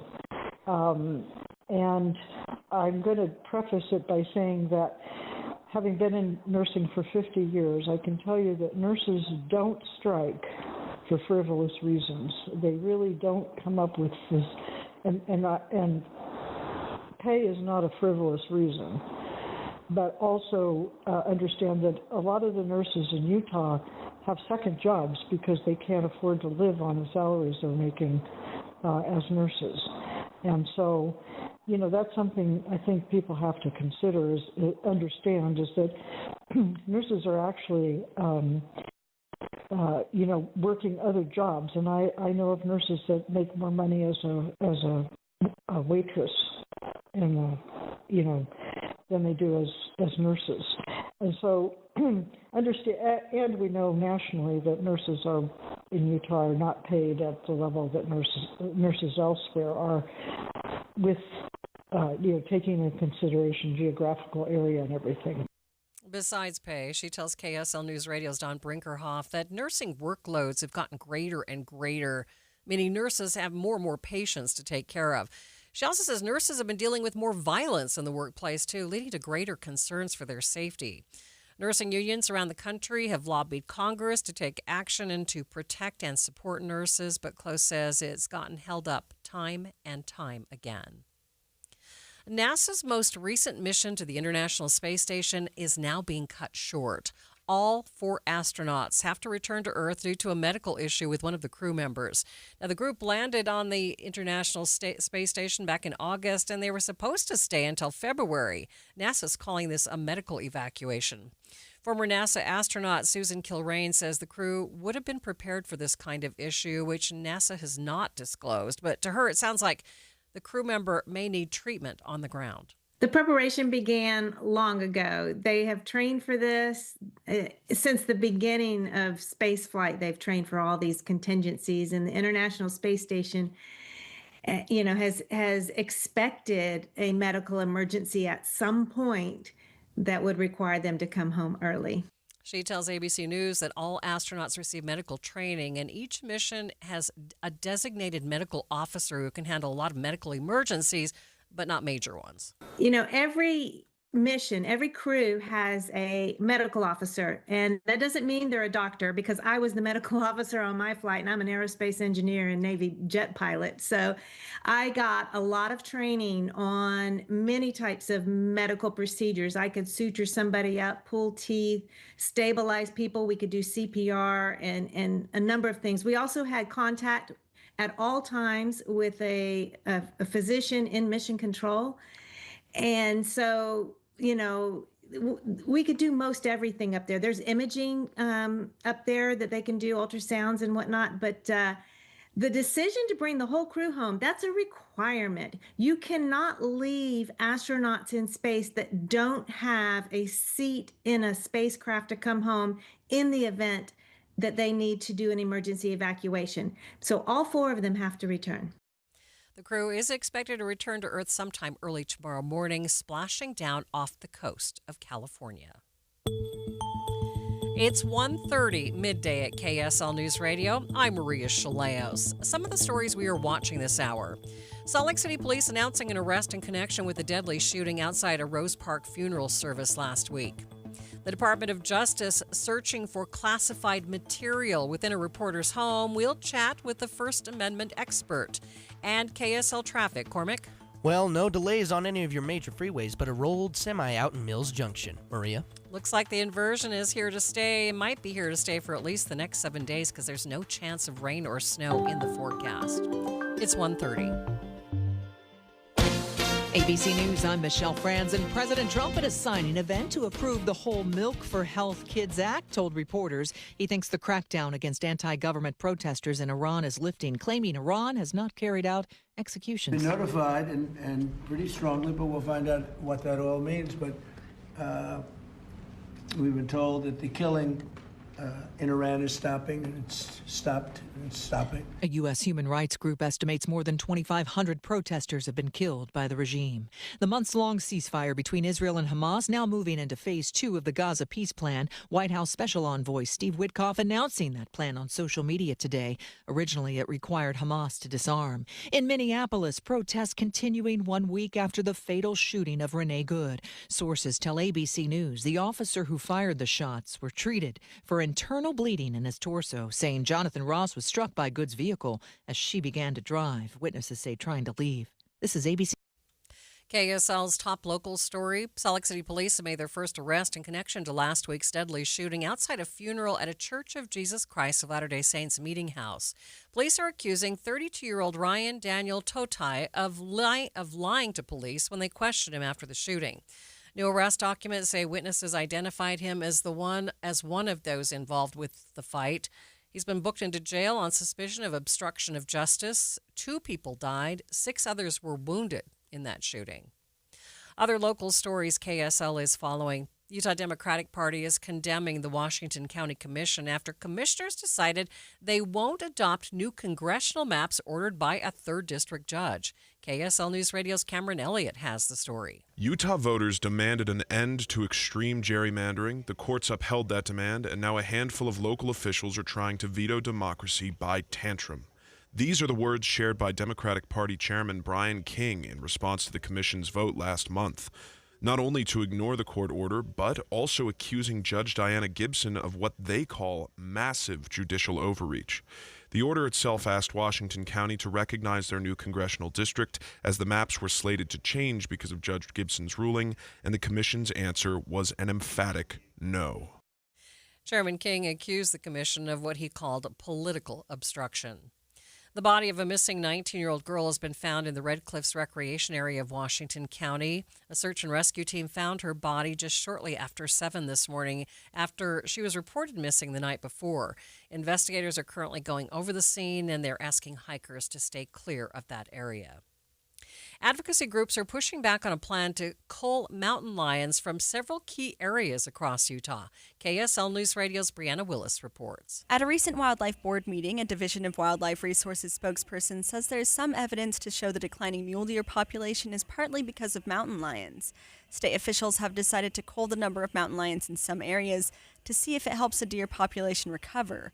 Wildlife advocates say this research has already been done in other states and has shown the benefits to culling mountain lions are temporary and can negatively affect the mountain lion population, which is slow to recover. The culling of mountain lions will be done in 6 areas through the state over the course of 3 years. Taking a look at your money at this moment, it's been a negative day for the markets. It looks like the Dow is showing some improvement in the last 30 minutes, though. It's now down by only 64 points, back above the 49,000 mark at 49,125. S&P down by 42 points. The NASDAQ, though, down a full percent, down 258 points. Traffic and weather together. It's brought to you by UCCU. Supercharger savings at uccu.com. Cormac? Well, if you're driving on any of our major freeways across the Wasatch Front, you won't catch any brake lights, but we do have a rolled semi. This is out in Mills Junction, westbound on Pole Canyon Road as you approach SR 36. No huge delays in that area as of now, but they are blocking that right lane. Also, construction delays on Pioneer Crossing, both directions, especially slow at Saratoga Road. I'm Cormac Bone in the KSL Traffic Center. Today's high 42 degrees and staying pretty much the same for the next 7 days. The temperature inching up just a little bit, but other than that, it looks like we are stuck with this inversion for a bit. 41 degrees at the KSL Common Spirit Health Studios.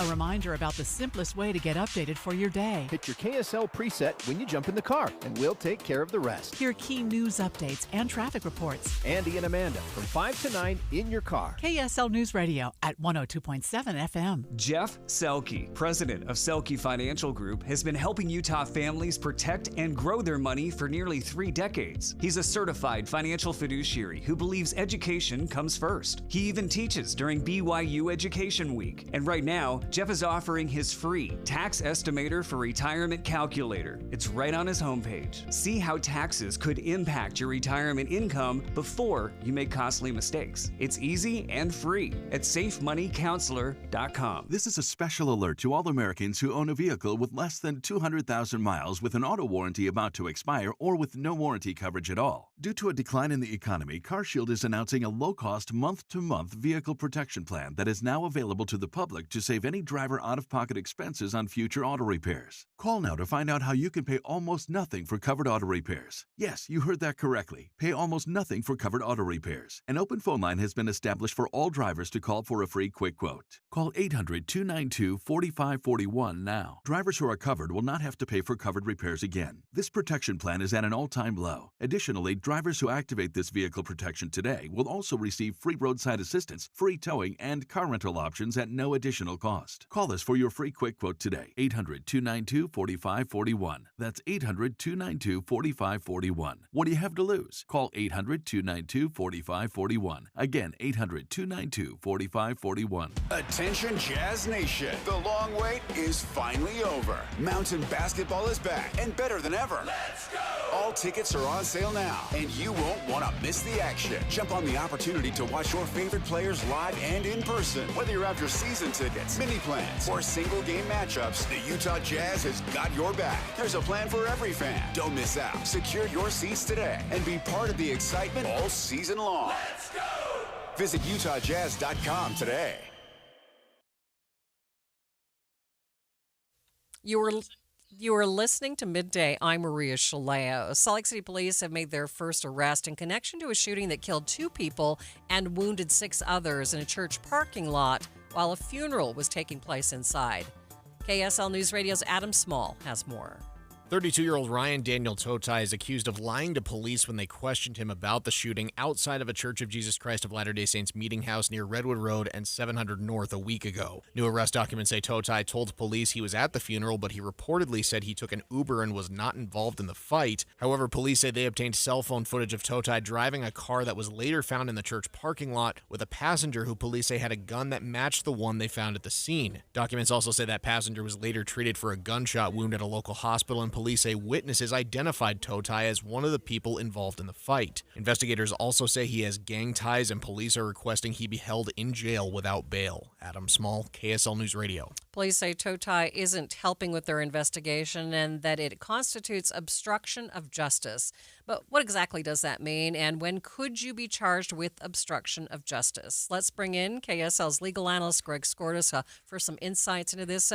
So what does constitute obstruction of justice? So you said it really well, Maria, when you said he's not helping with the investigation, because that's not obstructing of justice. Obstruction means that you're lying about something. You're doing something to prevent the investigation. So you know to commit the crime, you have to know an investigation's going on, and you have to mislead the police officers about something that's material to it. So it's simply saying, I don't want to cooperate with you, I'm not going to say anything, is not obstructing justice. But lying about something material to the case, or say you're hiding an individual, you're sheltering a fugitive, or you're destroying property, evidence that would have been involved in the crime, those are obstructing.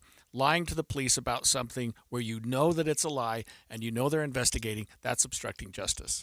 So if you're protecting yourself, like you couldn't take the fifth? You can take the fifth all day. That's not obstructing. That's following the Constitution. You can say, and I tell people this, I said the worst thing you can do is to lie to a police officer. You can always say, I don't wish to speak with you. That's not going to be obstructing, and it can't be used against you. But once you say, I want to talk, and then you start lying, you could be charged with obstructing justice. Okay, so what are the penalties for obstructing justice? So it kind of depends on the crime that you're obstructing. So if you're obstructing a murder or a capital offense, first-degree felony, then your crime is a second-degree felony. If you're obstructing most felonies, it's a lesser felony. And if you're obstructing, let's say you're lying about somebody's drunk driving or shoplifting or something, that you're lying about a misdemeanor, then your obstructing becomes a misdemeanor. But we were talking about 8 people shot, 2 people died. This is major. Yeah, this is a second-degree felony, carries up to 1 to 15 years in prison. The same as what would be for a manslaughter. It's a very serious charge. It's the second most serious felony we have. So is this something the prosecutors charge because they're really looking to get to the bottom of what happened in the case? It's more what they charge because someone misled them, because they wasted the police's time by doing something that was just completely untrue. Now, I don't know whether what's happened here was untrue, but the police probable cause statement seems to indicate, like Adam Small just said, that this individual said, I took an Uber, I didn't drive, where they have witnesses who actually saw him drive and saw a person with a gun in the car. I mean, that's a pretty significant misrepresentation, because not only are you lying about your own dealing, but you're lying about somebody that may have committed the crime. And this kind of gives us an idea of what evidence they've collected so far in this crime, right? Yeah, and the police at the outset, Maria, said, we have witnesses who are not cooperating. They knew that they were being lied to right at the outset, but it seems like slowly and gradually they're putting the case together. They haven't charged anybody with the homicide yet, but they're getting all the tangential, the people that are surrounding them, hoping that ultimately they'll get the murderer if there is one found. So does this sound like to you that there could be more obstruction of justice charges against other people? I wouldn't be surprised at all. There may be that, and there may be some obstruction charges in connection with homicide charges. So, yeah, I think the police are feeling like they're getting run around, and they don't need to put up with that. Like I say, don't lie to a police officer. If you don't want to say something, you don't have to, but don't lie.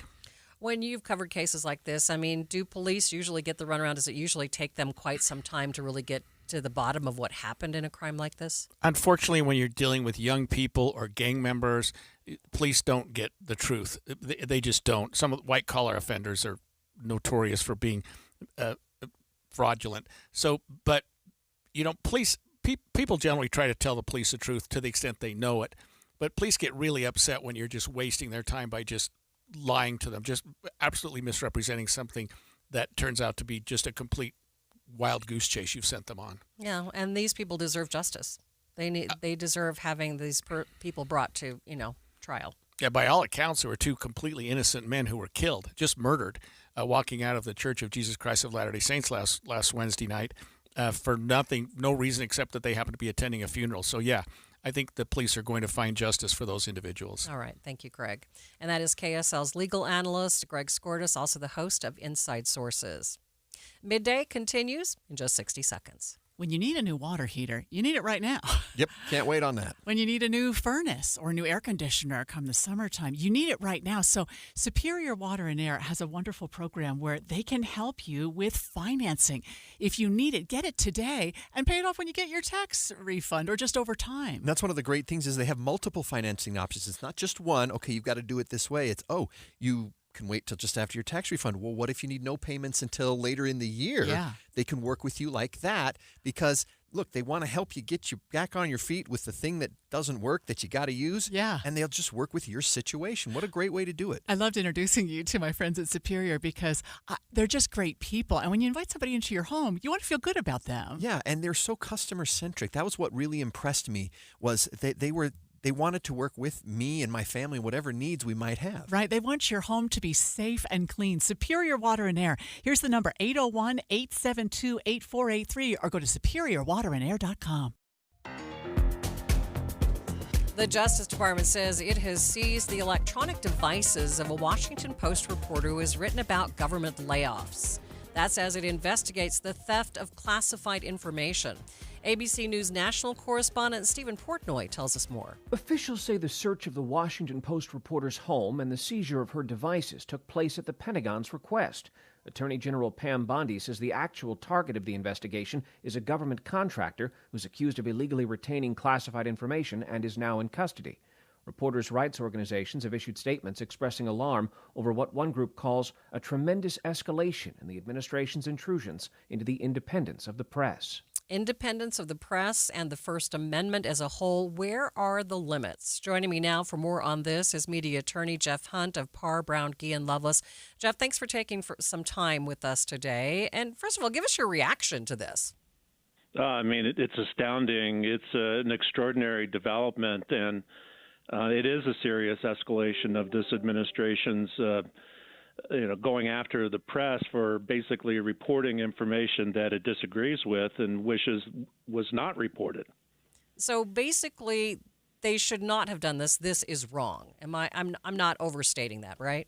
No, I think it's unlawful. There's a 1980 statute, the Privacy Protection Act, that prohibits searches of reporters' devices and newsrooms, and so that's a law on the books. And in addition to that, the United States Supreme Court has recognized First Amendment protection for news gathering of journalists. And the reason for that is sort of self-evident. Without some First Amendment protection for gathering the news, the right to publish it would be eviscerated. So it's an extraordinary development, and one that really sends I think a chilling message to not just reporters, but to the sources that they talk to get newsworthy information out to the public. Yeah, if I was reporting in the nation's capital, I would find this pretty scary. Yeah. Go ahead.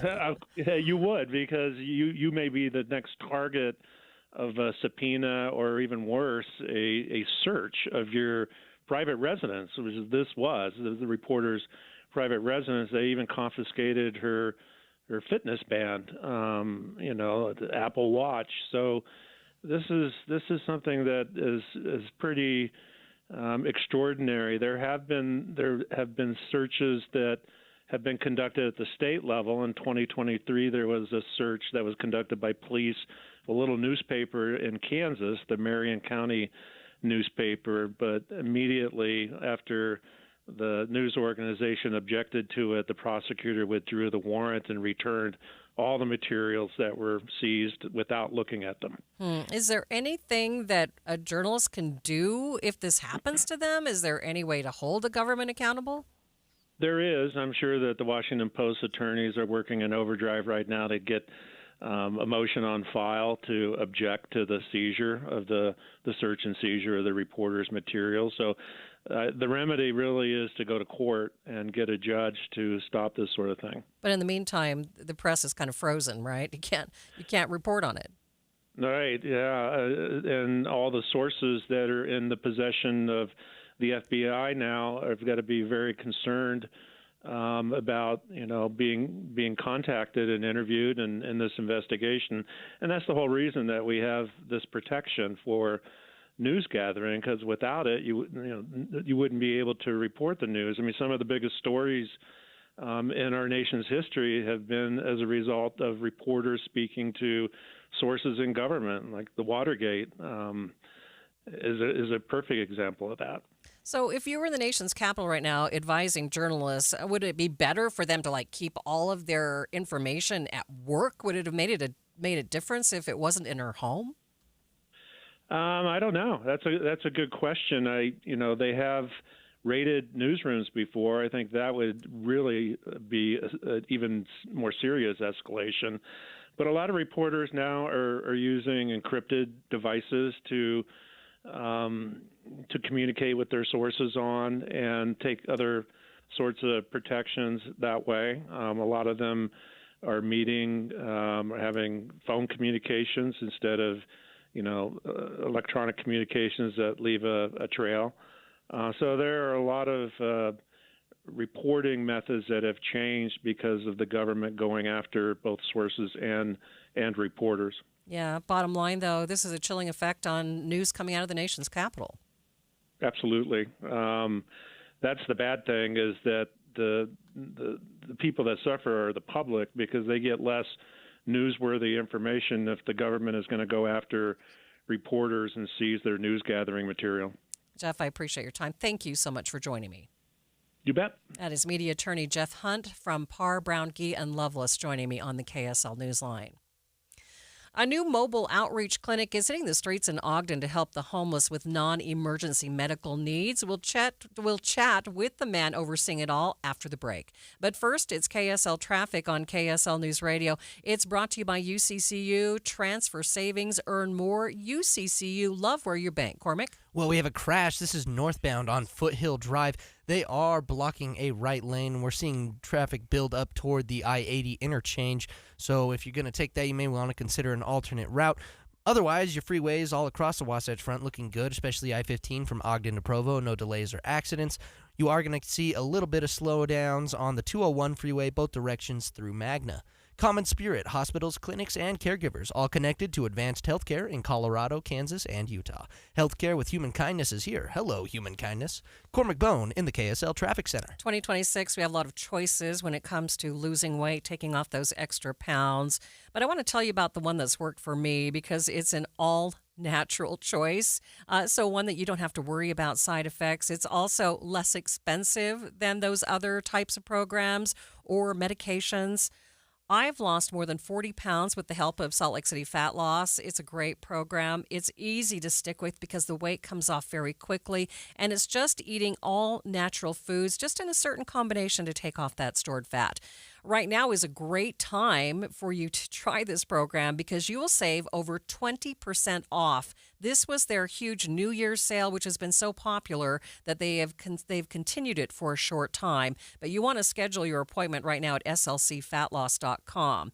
Again, I've loved the program. I love their app. It helps keep you accountable. It gives you great resources and recipes to help you be successful. It gives you inspiration, and you can ask questions at any time without having to meet with a nutritionist. Again, the huge New Year's sale is going to end soon. Schedule your free consultation at slcfatloss.com, slcfatloss.com. Sign up for KSL Text Alerts. Get breaking news and traffic updates by texting the word news to 57500. Want access to exclusive contests? Text contest to 57500. Jazz fans, text the word jazz for breaking jazz updates. And Cougar fans, text BYU to 57500 for the latest on the Cougars. Message and data rates may apply. It all started with a commitment to comfort. Gillette Heating and Air is proud to be Utah County's go-to team for expert HVAC and plumbing solutions. Need a repair, upgrade, or seasonal tune-up? Don't let cost hold you back. With 0% financing available, it's easy to get the work done now and pay later. Plus, save $100 on any repair over $500 and keep your system running strong with a professional tune-up before the heat hits. Visit GilletteHVAC.com or call 385-GET-COOL to book today. Homegrown service pros, financing made simple, comfort made easy. Carrier, turn to the experts. A Carrier factory authorized dealer. At Fisher Investments, we may seem like other money managers, but we're different. What makes you so different than the rest of us? We ensure clients receive unparalleled service at every step of the relationship. Tell me more. Our investment counselors focus on service over sales, prioritizing clients' needs. How do you make money? We don't sell any commission-based products. We have a simple management fee based on the value of our client's portfolio. So we do better when our clients do better. What about client portfolios? We get to know each client, their finances, family, health, lifestyle, and more, and then we tailor a portfolio based on their specific goals and needs. Your clients really come first then, huh? Yes, we make them a top priority. Our goal is helping them achieve a comfortable retirement. Wow, maybe we are different. At Fisher Investments, we're clearly different. Learn more at FisherInvestments.com. Investing in securities involves the risk of loss. This is Midday. I'm Maria Shilaos. A new mobile outreach clinic is hitting the streets in Ogden to help the homeless with non-emergency medical needs. Ogden Fire Chief Mike Slater says the clinic will ultimately help reduce the number of 911 calls as people get to know the advocates and get used to seeing the clinic around the city. Now, he tells me the idea was born last year when they could see such a service could make a big difference. So about a year ago, we came up with an idea to actually place an EMT at the homeless shelter in Ogden. It was about 10% of our calls for service. It was a resource that we felt was needed in our city. And so with the help of the Utah Homeless Council, we placed a full-time EMT at the shelter. But what we realized within that year's time is that they had over 3,800 to 4,000 contacts with individuals that were coming in, asking about medications, wound care, sometimes just a kind soul to talk to. And then what we saw was about 55 to 58% of the calls that we had at the Lantern House were ended up as EMS transports to the local emergency departments. Since putting that person down there, we've seen that reduced to 42 to 44%. So we've seen a 15% reduction in transports from the Lantern House to the emergency department, which means that these unsheltered individuals who are somebody's mother or father or son or daughter are getting the right help they need and not at the emergency department. And so we've seen such a big success with that, and thought, why not reach outside of the shelter? Because we have the unsheltered individuals that just don't like the shelter. So they're in parks, they're in encampments, they're kind of hidden within the city. And so this week we launched that clinic. We actually hired a second homeless medical advocate, and those two individuals get on this clinic and they drive the streets to some of our local hotspots and kind of meet the people where they're at to make sure they're getting the appropriate care and the services they need, even outside of medical services, to make sure that they're healthy, that they're taken care of. What kind of reaction have you had from the community? I know you said this has just been launched, but it would seem like this is an incredible service. Yeah, it's amazing. Some of the stuff that we didn't even realize when we launched this program. Last year, we placed 17 aging adults that were unsheltered into long-term facilities, skilled nursing facilities, nursing homes. So 17 aging adults that have been taken off the street and placed into the right level of care for those individuals. We've had countless people that qualify for insurance, such as Medicare, Medicaid, but didn't know how to apply and how to get enrolled. And so our advocates jumped right in and helped with stuff like that, getting wheelchairs, getting medical devices to people that need it, even just helping them get appointments set up at clinics and doctor's offices. It's something that you and I may take for granted, that the unsheltered don't have the bandwidth to do. And so I think the reaction has been fantastic. I know that the clientele at the homeless shelter, their attitudes have changed. It's kind of fun to walk down there and hear all of them tell us how much they appreciate our advocates being there and what good people they are. So it's been a positive impact for all of the community. How unique is something like this? I don't often hear about mobile clinics going out to help the homeless. Yeah, it's the first that I know of that resides within our fire department. And it is a clinic. It's not an ambulance. They don't transport. If somebody's having a medical emergency, they will call an ambulance. They are two qualified EMTs that are on the clinic. But what we're finding is sometimes just people need socks or a blanket or toothbrush, toothpaste, shampoos, just general hygiene. You know, they ran into young adults that just need somebody to talk to. And so it's unique. I don't know of any other agency that's doing this. And I just want to give a shout out to the state and to the city. They allowed us to throw something at a wall and address the need in a very unique way. And we've seen just such a huge blessing and benefit from it.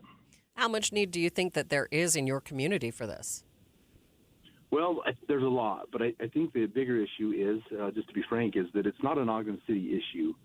It's a national issue, the unsheltered and the homeless issues. It's a state issue. Every city and every county has the unsheltered and the homeless in their community. And a lot of the times they come to cities like Ogden or Salt Lake because we have services. And once they get there, then it becomes an issue for us to deal with. So I think it's an issue everywhere. So I think that the first start is for every city and county and agency throughout the state to address the homeless and unsheltered in their area, and not just throw them into some of these cities that have the shelters and the resources. And so I think that's the first step, but I think it's needed everywhere. All right. Anything you'd like to add? At the end of the day, we're just people taking care of people. So I'm so grateful for our homeless medical advocates and for the men and women of Ogden Fire who go out on a daily basis and they serve a total stranger without judgment and do everything they can to kind of help humanity. So I appreciate our firefighters and our medical advocates and the city and the state for all the support they've given us. Chief Slater says a mobile clinic was made available with the help of a state grant that also paid for 2 homeless advocates who now work in Ogden's fire department, and they just started this service this week, so we'll see how it goes throughout the winter months. In the next hour of Midday, people are calling it a medical miracle. Cancer survival rates are at an all-time high.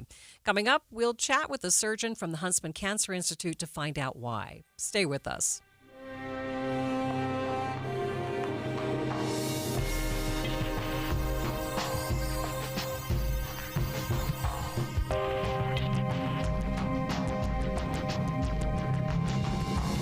KSL FM Midvale. KSL Salt Lake City. From the KSL Common Spirit Health Studios, this is KSL News Radio. Utah's news, traffic, and weather station.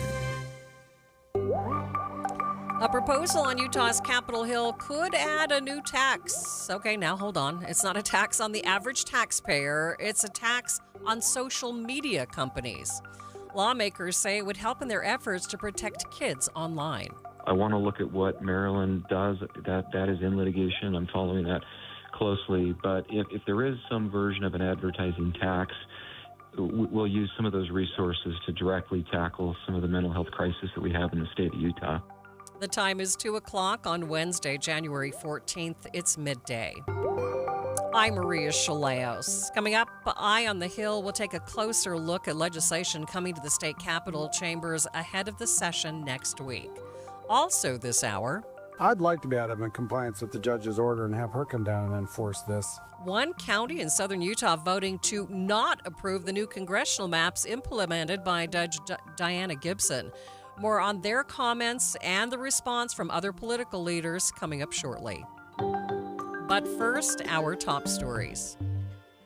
Police have made an arrest in connection to a deadly shooting outside of a Church of Jesus Christ of Latter-day Saints meeting house in Salt Lake City last week, but it's not for murder. KSL News Radio's Adam Small has more. Police say 32-year-old Ryan Daniel Toatai told them he took an Uber to the funeral at the church on Redwood Road and 700 North last Wednesday, but he denied being a part of the fight and shooting that killed 2 men and injured 6 more. However, new arrest documents say multiple witnesses identified Toatai as one of the people involved in the fight, and investigators say they obtained cell phone video showing Toatai driving a car with another man in the passenger seat holding a gun that matches the one they later found at the scene. Police accused Toatai of lying to them again when they questioned him a second time. They also say he has gang ties. Police are requesting he be held in jail without bail on suspicion of felony obstruction of justice. Adam Small, KSL News Radio.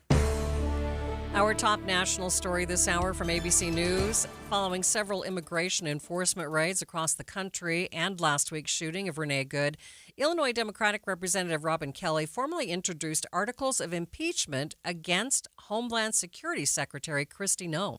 She needs to be held accountable for her actions. This is why I introduced 3 articles of impeachment against Secretary Noem. Kelly says that she has the backing of 70 congressional members. The 3 articles include obstruction of Congress, violation of public trust, and self-dealing. Other national stories KSL is following. Secretary of State Marco Rubio and Vice President Vance are meeting with Danish and Greenland officials at the White House today. President Trump has been vocal about the U.S. acquiring Greenland, but Europeans have come to the aid of the country, saying that the U.S. has no claim to it. The Trump administration continues to press their case as the president has threatened this use of military force. But we have heard from Secretary of State Marco Rubio turning down the temperature a bit, saying that the intention from the president is to acquire Greenland. But again, Greenland officials, Danish officials making it clear it's not for sale. Unclear if U.S. officials in this meeting are going to float some kind of acquisition proposition. That is ABC's Selena Wang. Taking a look at your money at this moment at the close, the Dow cutting its losses, is down by 42 points at the close, sitting at 49,149. S&P 500 down by 36 points. The NASDAQ, though, down a full percent, down 238 points. Traffic and weather together. It's brought to you by UCCU. Supercharge your savings at uccu.com. Cormac? Well, we still have a crash northbound Foothill Drive. This is just after the I-80 interchange. And they are still blocking a right shoulder, so those delays are starting to reach back. Not quite onto the freeway yet. And we also have the rolled semi out in Mills Junction on Pole Canyon Road, westbound, approaching SR 36. They've been working on it, trying to get it up on its wheels. It's almost there now. But if you're on I-15, there's no accidents or delays from Ogden to Provo, both directions. Cormac Bone in the KSL Traffic Center. When it comes to the weather, it looks like we are pretty much stuck in the rut for the next 7 days. Stuck with this inversion, I should say. A slight chance that some of the inversion could clear out on Friday. But we're looking at highs in the low 40s for most of this week. Then next week up into the mid 40s and no chance of precipitation. Right now, 41 degrees at the KSL Common Spirit Health Studios. The sources where we get our news matters. When you listen to Utah's Morning News, we want you to feel the stories are important to you and trustworthy. This is Amanda Dixon. And I'm Andy Farnsworth. Join us weekday mornings on KSL News Radio. Getting help with electrical repairs is easier than you think. All you have to do is call Any Hour Services or schedule an appointment at anyhourservices.com. No one helps more homeowners than Any Hour Services. John, what are you doing? Get in my car. So why are you walking to work? Thanks, man. It's these insanely high gas prices. They're draining my bank account. I can't afford to drive anymore. Dude, don't walk. Just do what I do, because I never pay full price for gas anymore. I use the free Upside app that pays you cash back for every gallon of gas you buy. Oh, wait. You're telling me you get paid cash when you buy gas with the Upside app? Yes, I get real cash back every time I buy gas. Does that actually add up to anything? I'll make around $200. Wow, that's serious extra cash. I'm downloading the free Upside app now. Download the free Upside app now to earn real cash back every time you buy gas. Use promo code PROFIT for an extra 25 cents a gallon bonus on your first tank. That's promo code PROFIT. You can cash out anytime right to your bank account, to PayPal, or an e-gift card for Amazon and other brands. Just download the free Upside app and use promo code PROFIT for a 25 cents a gallon bonus on your first tank. That's code PROFIT. Hi, this is Derek Overstreet, president of the New Millennium Group and co-host of Stop Working, Start Living with KSL News Radio. Can you imagine what your life would be like if you could retire 3 to 5 years earlier than you thought possible? The things you could do, the loved ones you could spend time with, the memories that you could create. That's what our team at the New Millennium Group does. We'll walk you through the entire process every step of the way. If you'd like to get a copy of the 5-step proprietary plan that will help you retire 3 to 5 years sooner than you thought possible, give us a shout right now. 888-999-6370. That's 888-999-6370 or utahsfinancialplanner.com. Listen, most of our listeners right now have a tax problem, not a money problem. There's not enough money in Social Security Medicare as it is.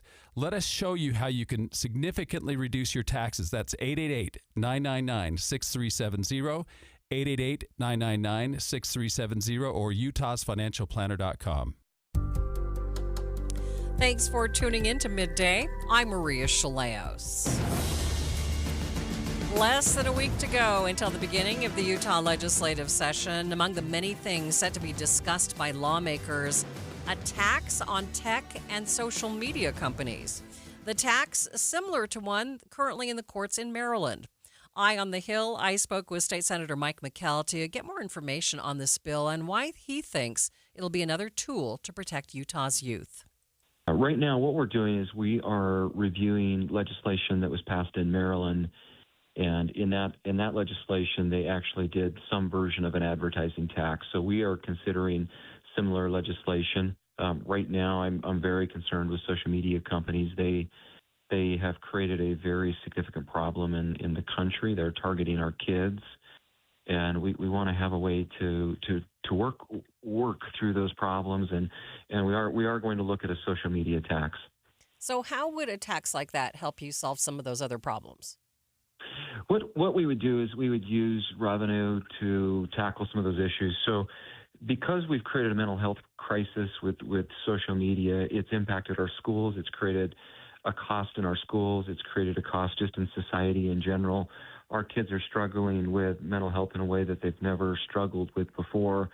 And what we'd like to do is, if we're successful, it's something we can do. And to be really clear, we're going to be really careful doing this to begin with. I don't want to get ahead of the courts. I want to look at what Maryland does. That is in litigation. I'm following that closely. But if there is some version of an advertising tax, we'll use some of those resources to directly tackle some of the mental health crisis that we have in the state of Utah. So what is the status of the Maryland case at this point? Right now, it's just in litigation. There was a stay that was issued, and the court is sorting through several issues in that litigation. So that law is not moving forward right now. I'm optimistic that it will, as we've looked at it. One of the things I do want to say is we have a good team in Utah. We work closely on these issues with the House, with the Senate, with the governor's office, with the attorney general's office, and our attorneys in the legislature, the governor's attorneys, and the attorneys through the attorney general's office. They're closely monitoring that litigation. Frankly, we watch all of these cases and what all the states across the country are doing, but that is one we are watching with particular attention right now. Yeah, if that one doesn't work, are there some other avenues that you are looking at to maybe solve some of the problems with social media? Yeah, I think we've done a lot of good work already, and we're going to continue to answer your question is yes, we're going to continue to look for options. We continually watch what other states are doing, but a lot of states are watching what Utah is doing, and we've taken some really big strides.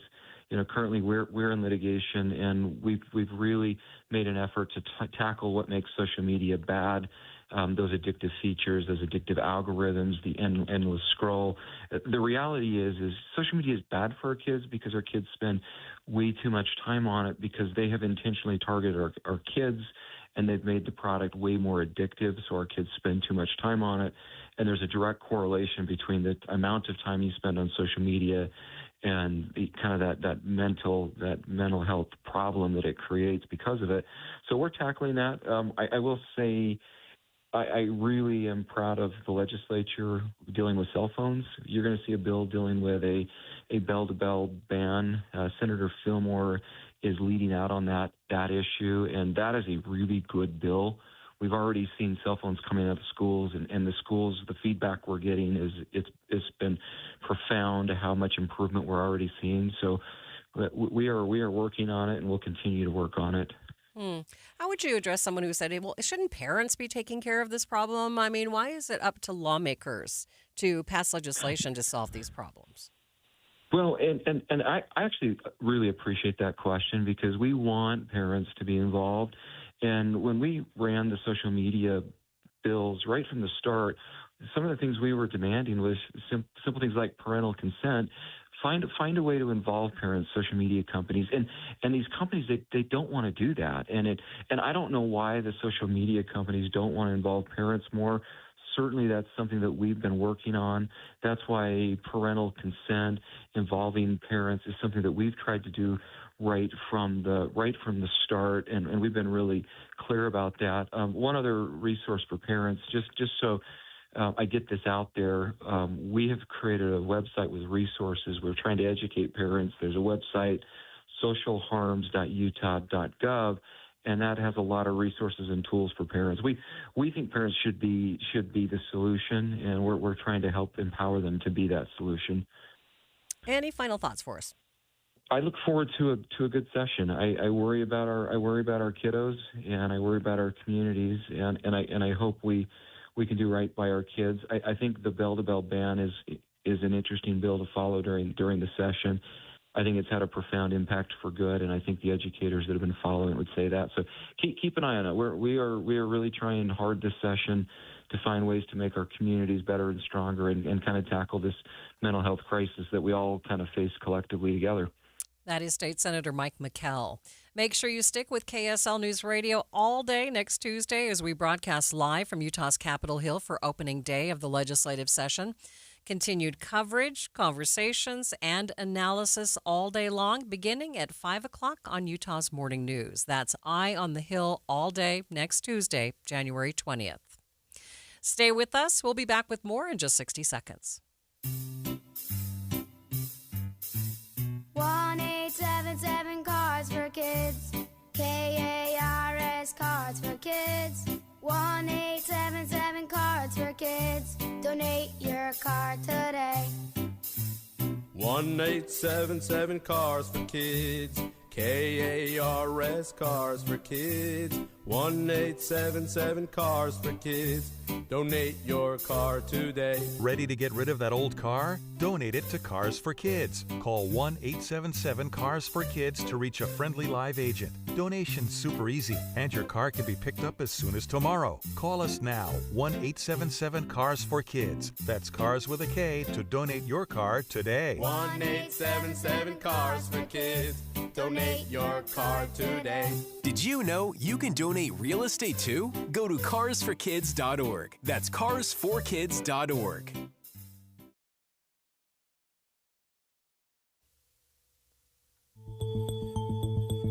Utah Democrats angry at a recent vote from the Washington County Commission to not adopt new congressional maps in the state.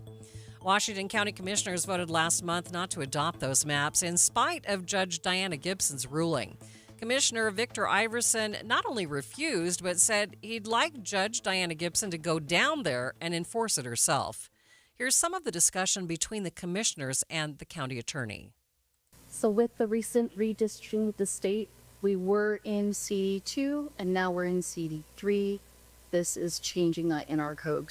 I wonder, Jenna, given what the legislature just did, if we should hold off a minute and see if it sticks.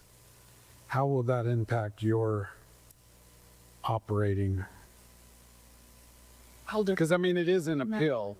So, yes. Yeah, I realize that this may change and then we may have to change it back. But in order to comply with the requirements of the new maps, we have to get this in place in advance before January 1st. Right. So we're on a deadline. We're on a deadline. So we change it now. We may, depending on the results of the outcome of the appeal or other. Well, the appeal will take longer than the legislative session. So the change might come after the legislative session or after the appeal. But in order to comply with the new maps and to comply with the state requirement to change the map, we have to change the map by January 1. What if at a protest we didn't change the map? Then you would be out of compliance, and I would legally advise against that. You can make your protest verbally, however.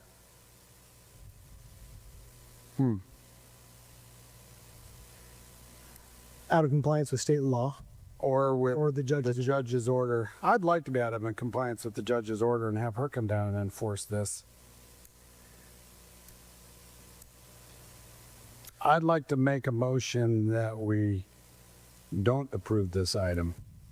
I know this makes your life harder, but I am seriously... We'll figure it out. ...seriously angry about this situation. I think it's a constitutional crisis. I really do. I think it's beyond simple politics. It's a gross abuse of judicial power that has never been seen in this state in a way that I can't imagine. I can't vote for it, so. Utah Democratic Party Chairman Brian King disavowed Iverson's words, saying in a statement that counties do not get to nullify state law or judicial rulings when it's convenient. He goes on to say that no one is above the law, including county commissioners. The deaths from protesting in Iran continue to stack up as President Trump promises more support. More on that coming up next. But first, it's traffic on KSL News Radio. It's brought to you by UCCU. Transfer savings, earn more. UCCU. Love where you bank. Here's Cormac Bone. Well, we do still have a crash northbound on Foothill Drive just after the I-80 interchange. But the good news is the delays have cleared out. They are still in that right shoulder, but you won't catch any brake lights as you go by them. We also have delays in Provo. This is on South University Avenue. This is due to construction, both directions approaching 920 South. But if you're on I-15, you got no problems from Spanish Fork to Brigham City, both directions. Whipple Service Champions is Utah's most trusted name for heating, cooling, plumbing, and electrical service. Call 385-273-7167 for your free estimate today. Cormac Bone in the KSL Traffic Center. I'm Jordan Wilcox, your Utah tax attorney.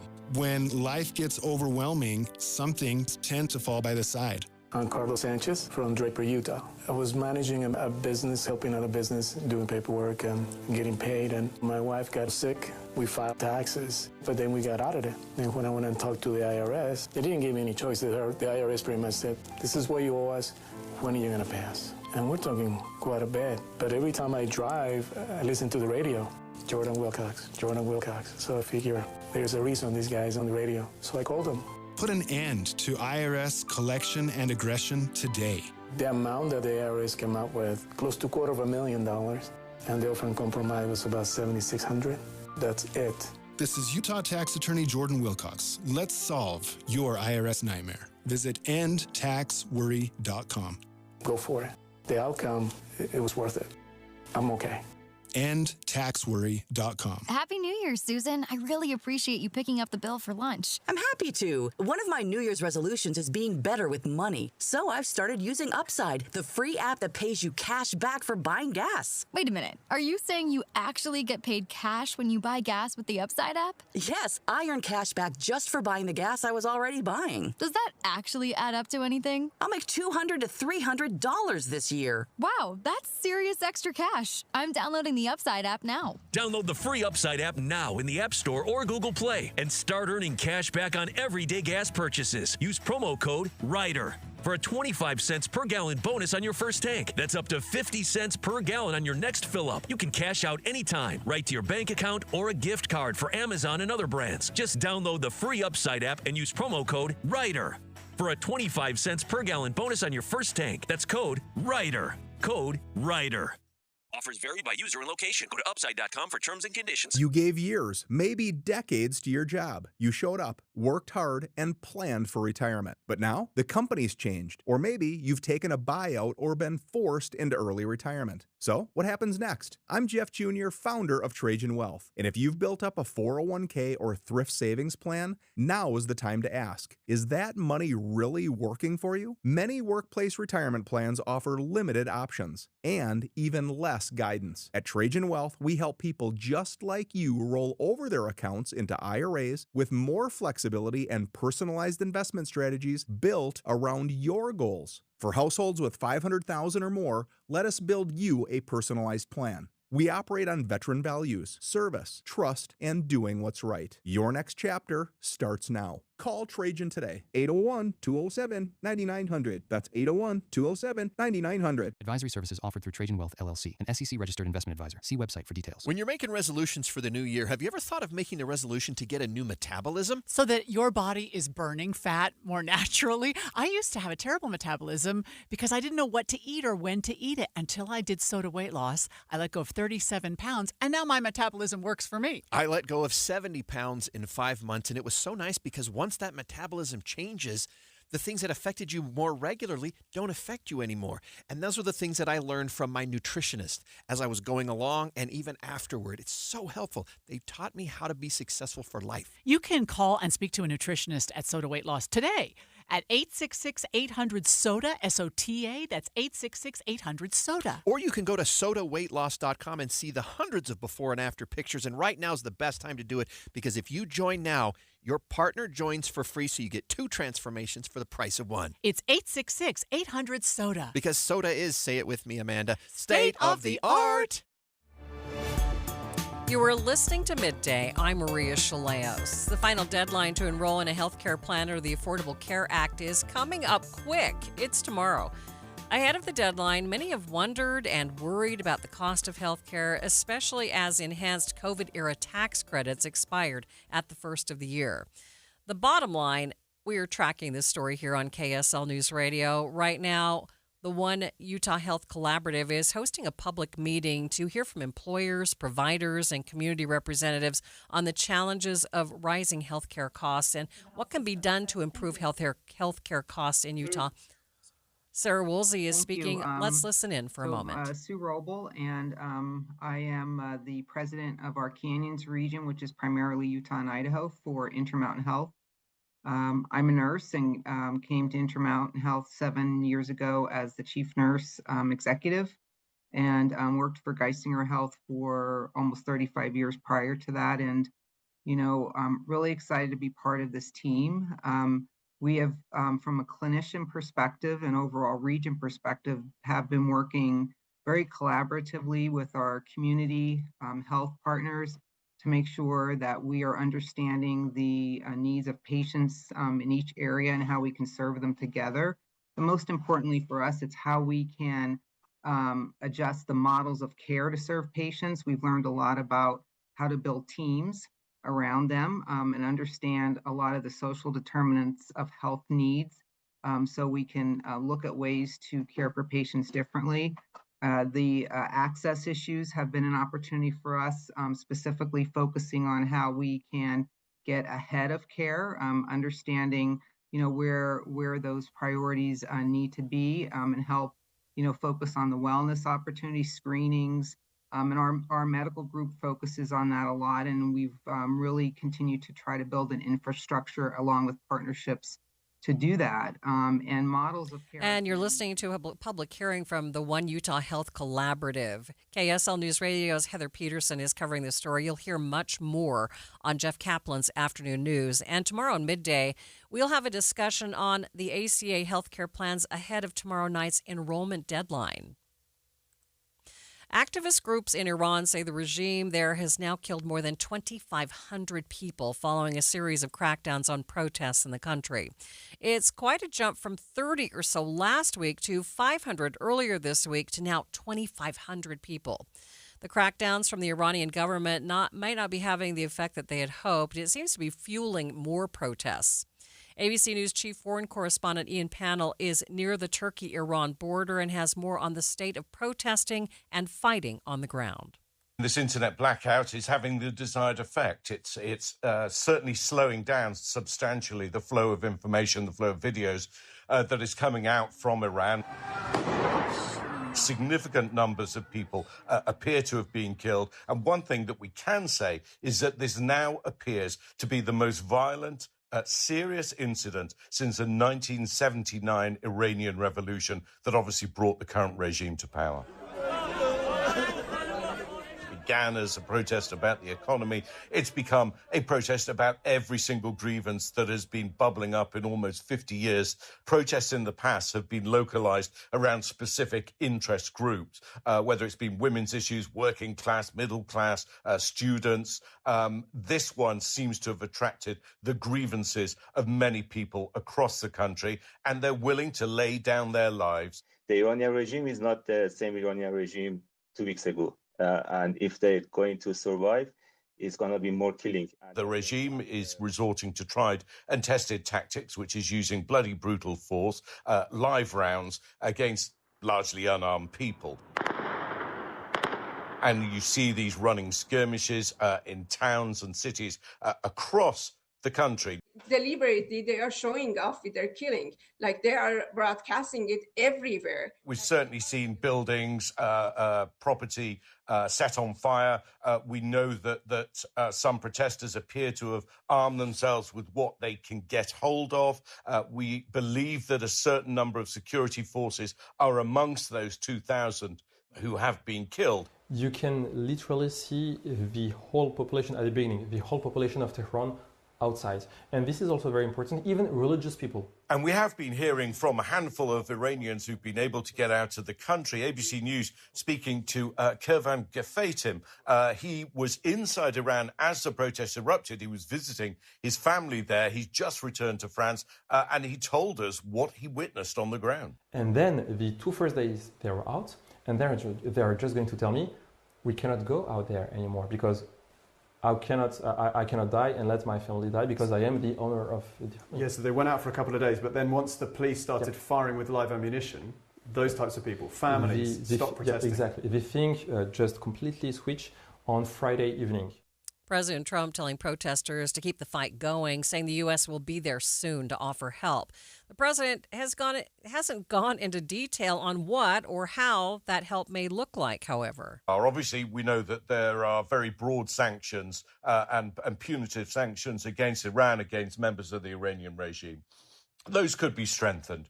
We know President Trump slapped immediate, in his words, a 25% tariffs on anyone doing business with Iran. And obviously, China is the biggest recipient of Iranian oil, and it has already responded negatively to that. So what more can be done? Well, there are cyber attacks.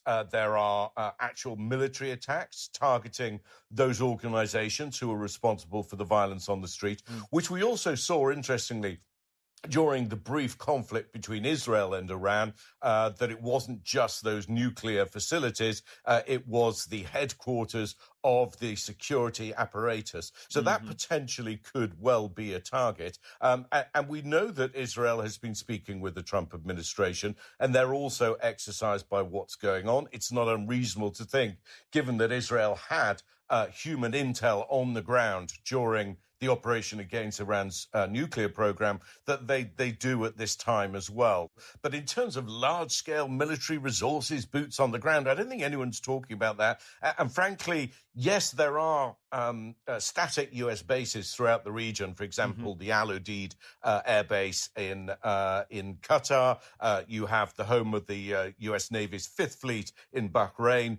You have troop presence in Iraq and Syria. All of those things are true, but none of it is significant enough to launch any kind of major ground operation. But I think if you look at what we just saw in Venezuela, perhaps it doesn't need to be that. But the Iranian regime is far stronger than the Venezuelan government was. Right. And trying to get to key figures within the regime would be incredibly difficult and bloody. It would not be the kind of relatively seamless operation that we saw in Caracas.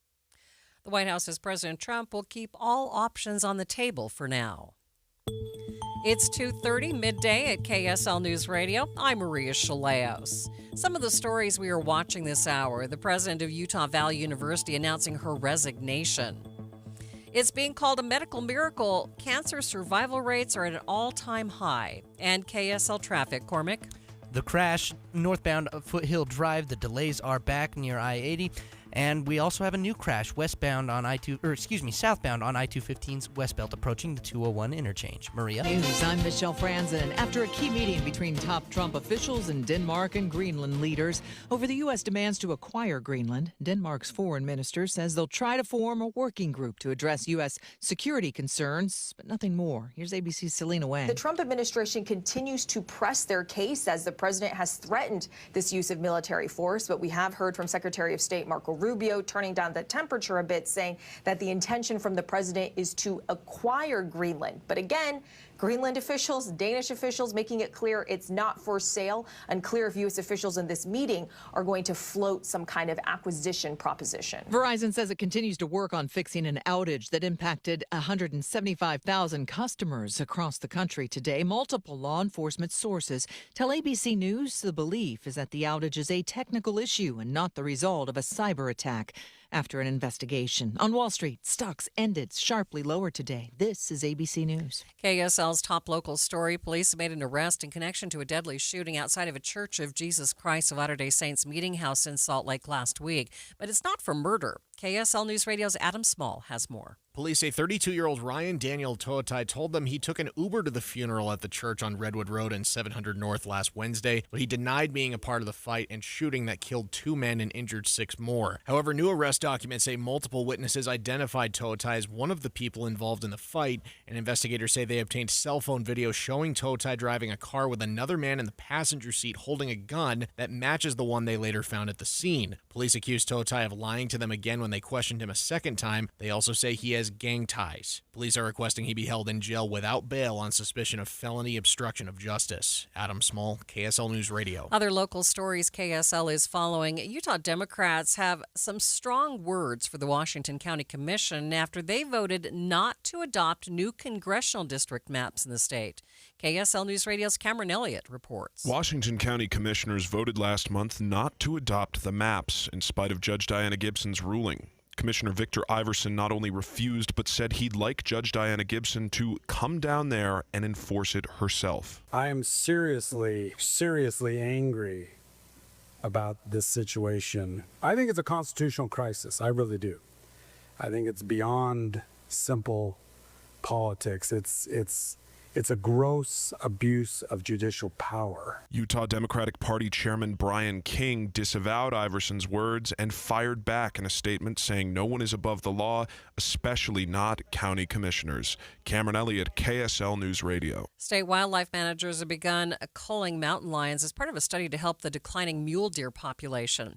At a wildlife board meeting this month, Kent Hersey with the Utah Division of Wildlife says that they're getting data showing cougars are hunting not only weaker deer that wouldn't survive the winter, but also the healthy fat ones as well. So populations are set up so that if it's just a small percentage, a few points here or there, deer populations can handle that. However, the issue becomes when this lion predation side of things starts to get too much. A petition against the study has garnered over 3,000 signatures, and several conservation groups say that this study has already been done in several other states and usually only yields short-term results.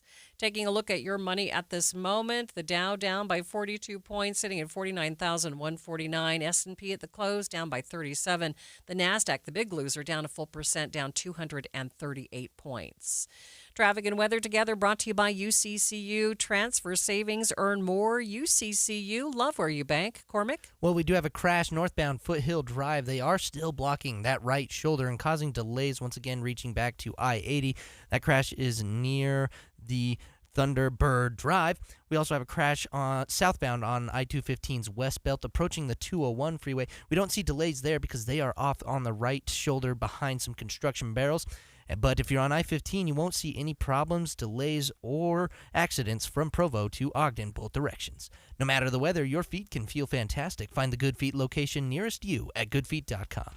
Cormac Bone in the KSL Traffic Center. Temperatures staying in the 40s for the next 7 days. Not a chance of precipitation, just stuck in the inversion. Maybe a slight chance of a cold front coming in on Friday to get rid of some of this bad air. 45 degrees at the KSL Common Spirit Health Studios.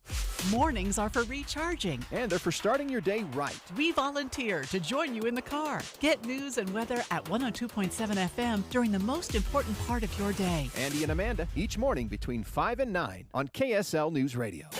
Your ultimate destination to explore the latest vehicles from top brands is the Utah Auto Expo. See the hottest new cars, trucks, and SUVs. You can even get behind the wheel and test drive several new models right at the show. We've got exotics, classics, customs, and more. We even have vehicles to get you into the great outdoors. Bring the family. There's fun for all ages, including Subaru Loves Pets and more. The Utah Auto Expo, the 16th through 19th at Mountain America Expo Center with plenty of free parking. More info and tickets at autoshowutah.com. I'm Ed Evans, CEO of Consumer Cellular. No, we're not one of the big guys. Truth is, we don't want to be. If you're over 50, Big Wireless probably has you paying for more data than you might need. You could be throwing away thousands over a lifetime.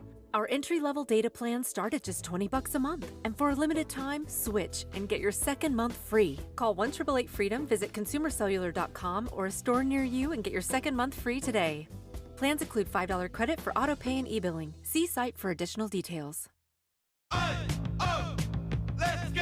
You're still grooving, still connecting, still loving, still turning up, still thriving. You still got it, but your immune system, it weakens as you age. That's where vaccines come in. They help train and strengthen your immune response to fight off respiratory illnesses like flu, pneumococcal pneumonia, RSV, or COVID-19. Ask your doctor or pharmacist which vaccines you need. Book in minutes at VaxAssist.com. Sponsored by Pfizer. At Uline, they know going the extra mile takes hard work. For companies pushing to go further, Uline will go the distance with you. 24/7, they answer the phone to get you the shipping and industrial supplies you need. Business can move fast. Unexpected large orders, adverse weather, new safety guidelines, and changing economic trends. Uline works hard keeping 41,000 items ready to ship, minimizing detours on your way to the extra mile. Visit uline.com.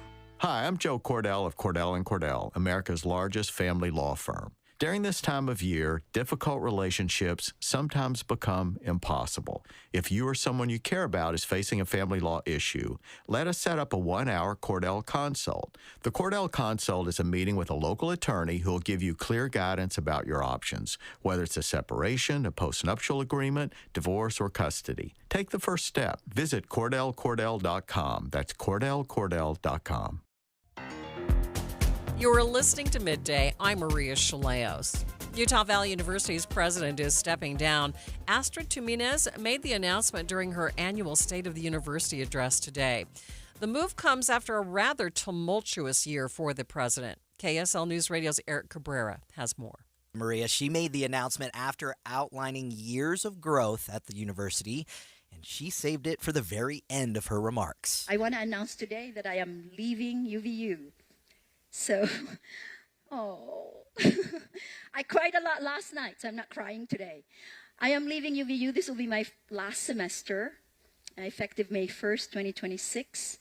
It's a tough one. Leading up to that announcement, though, were there any standout moments in her final address? I do. I think one of the moments for me was, when the audience questions started up. That led her to talk about, what the role has meant to her personally, and what she says made the job meaningful just beyond the numbers. My favorite moment, I don't think that I have one favorite moment, but I think I've said this many times, that the reward for me of being here at UVU is the students.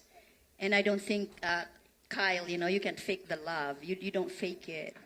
I feel it when I am with our students, and to me that's the biggest reward. I remember my first year, just walking up and down the hallways, I would talk to random students and they would tell me their story and I start crying because the story was usually so pithy and so full of, struggle and dreaming and believing that they can make something of themselves. So those are my favorite moments. I would say that every freshman convocation every year fills me with such joy, and every commencement, because I see the bookends, of the year. She also used that address to talk about where the university is headed academically by highlighting new degree pathways aimed at adult learners, including accelerated bachelor's programs, and pointed to changes in athletics as the university prepares to move conferences. She framed it as positioning UVU for its next chapter, even as she prepares to step away from the presidency herself. Okay, she's obviously had a tough year, though. So what did she have to say about the Charlie Kirk event? Yeah, so you could tell, as expected, it was an emotional moment to talk about again, and highlighted how the school did come together on one of their darkest days. And heartbreaking everything was, and frightening, to be honest. Our students stepped up, and one of the best gifts I received this Christmas was from two of our interns, Olivia and Arwen. They took some of these Post-its. This is an art installation with the questions, how have you witnessed kindness in the midst of tragedy? How have you shown kindness? And this just made me cry as I read some of these Post-its from our students. They have very, very big hearts. And we had our comfort animals, our alpacas, the thousands and thousands of flowers that were brought to campus. We had students on 60 Minutes, on opposing sides of the spectrum, showing how you can disagree respectfully, and showing that beyond the disagreement, you must remember you're in one school, you're in one state, you're in one community. And also reminding us that when we vote, there are critical implications for our lives. And we had Senator Mark Kelly here, Democrat from Arizona, Senator John Curtis, Republican from Utah, again modeling what conversation can be like. And this initiative, Our Better Selves for a Better America, I hope very much that for the coming years, this will be a critical part of the UVU landscape. So, Eric, what happens next? So Tumina says she'll remain in the role through the academic year as the university begins planning for a leadership transition, with her departure set for May of this year. KSL News Radio's Eric Cabrera reporting on the resignation announcement from Utah Valley University's president today. Midday continues in just 60 seconds. This message comes from Viking, committed to exploring the world in comfort. Journey through the heart of Europe on an elegant Viking longship with thoughtful service, destination-focused dining, and cultural enrichment on board and on shore. With small ships that bring travelers closer to the destination, there's more time to explore. And every Viking voyage is all-inclusive, with no children and no casinos. Discover more at Viking.com. If the power goes out in the middle of winter, do you have a way to stay warm? If not, you need the Vesta off-grid space heater from My Patriot Supply. It's compact, safe to use indoors, and best of all, it doesn't need electricity. Right now, you can get a free Vesta and other bonus gifts when you order the Winter Survival Kit from My Patriot Supply. Just go to MyPatriotSupply.com to see everything included. That's MyPatriotSupply.com. Doctors are calling it a breakthrough. Cancer survival rates have increased dramatically over the years. New reporting shows that in the U.S., cancer survival rates over the last 5 years have reached an all-time high. For anyone who's ever had cancer or has seen the effects of cancer on a loved one, this is probably amazing news to hear. Let's go more in depth on this with Dr. Clark Gamblin, GI surgeon and investigator at Huntsman Cancer Institute and inaugural chief of surgical oncology at the University of Utah. Dr. Gamblin, thanks for being with us. No, thank you, Maria. First of all, give us your reaction to this news. It's not surprising to me, obviously, as a researcher and someone really in the middle of academic surgery to see. We've seen this shift occurring year after year, but we're certainly pleased. We're not satisfied, but we're encouraged and we're pleased to see it. So the 5-year survival rate for cancer in the U.S. is at an all-time high. Why is that? It's a lot of reasons, actually, Maria. You know, we're diagnosing cancers earlier, so at an earlier stage, there's more opportunities for curative intervention. But we're also identifying those at risk genetically. And we're also tailoring therapy. So the chemotherapy that we have currently is just vastly different than we had even 10 years ago.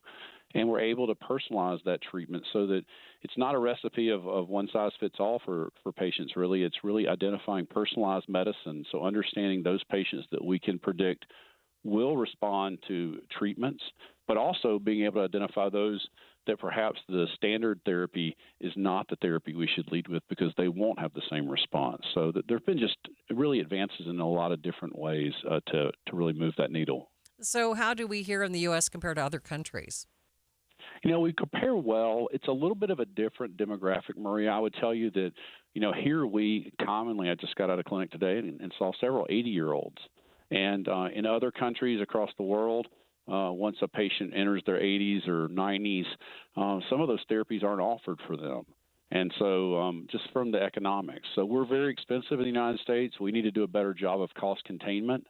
But we are certainly leading, you know, the world in cancer care. I think that if you look in the literature and the published academic journals, the United States really is the academic metric by which is leading a lot of the care across Europe and on the other continents as well. So we've been talking about the country as a whole, but do we here in Utah, are we seeing the same improved cancer survival rates?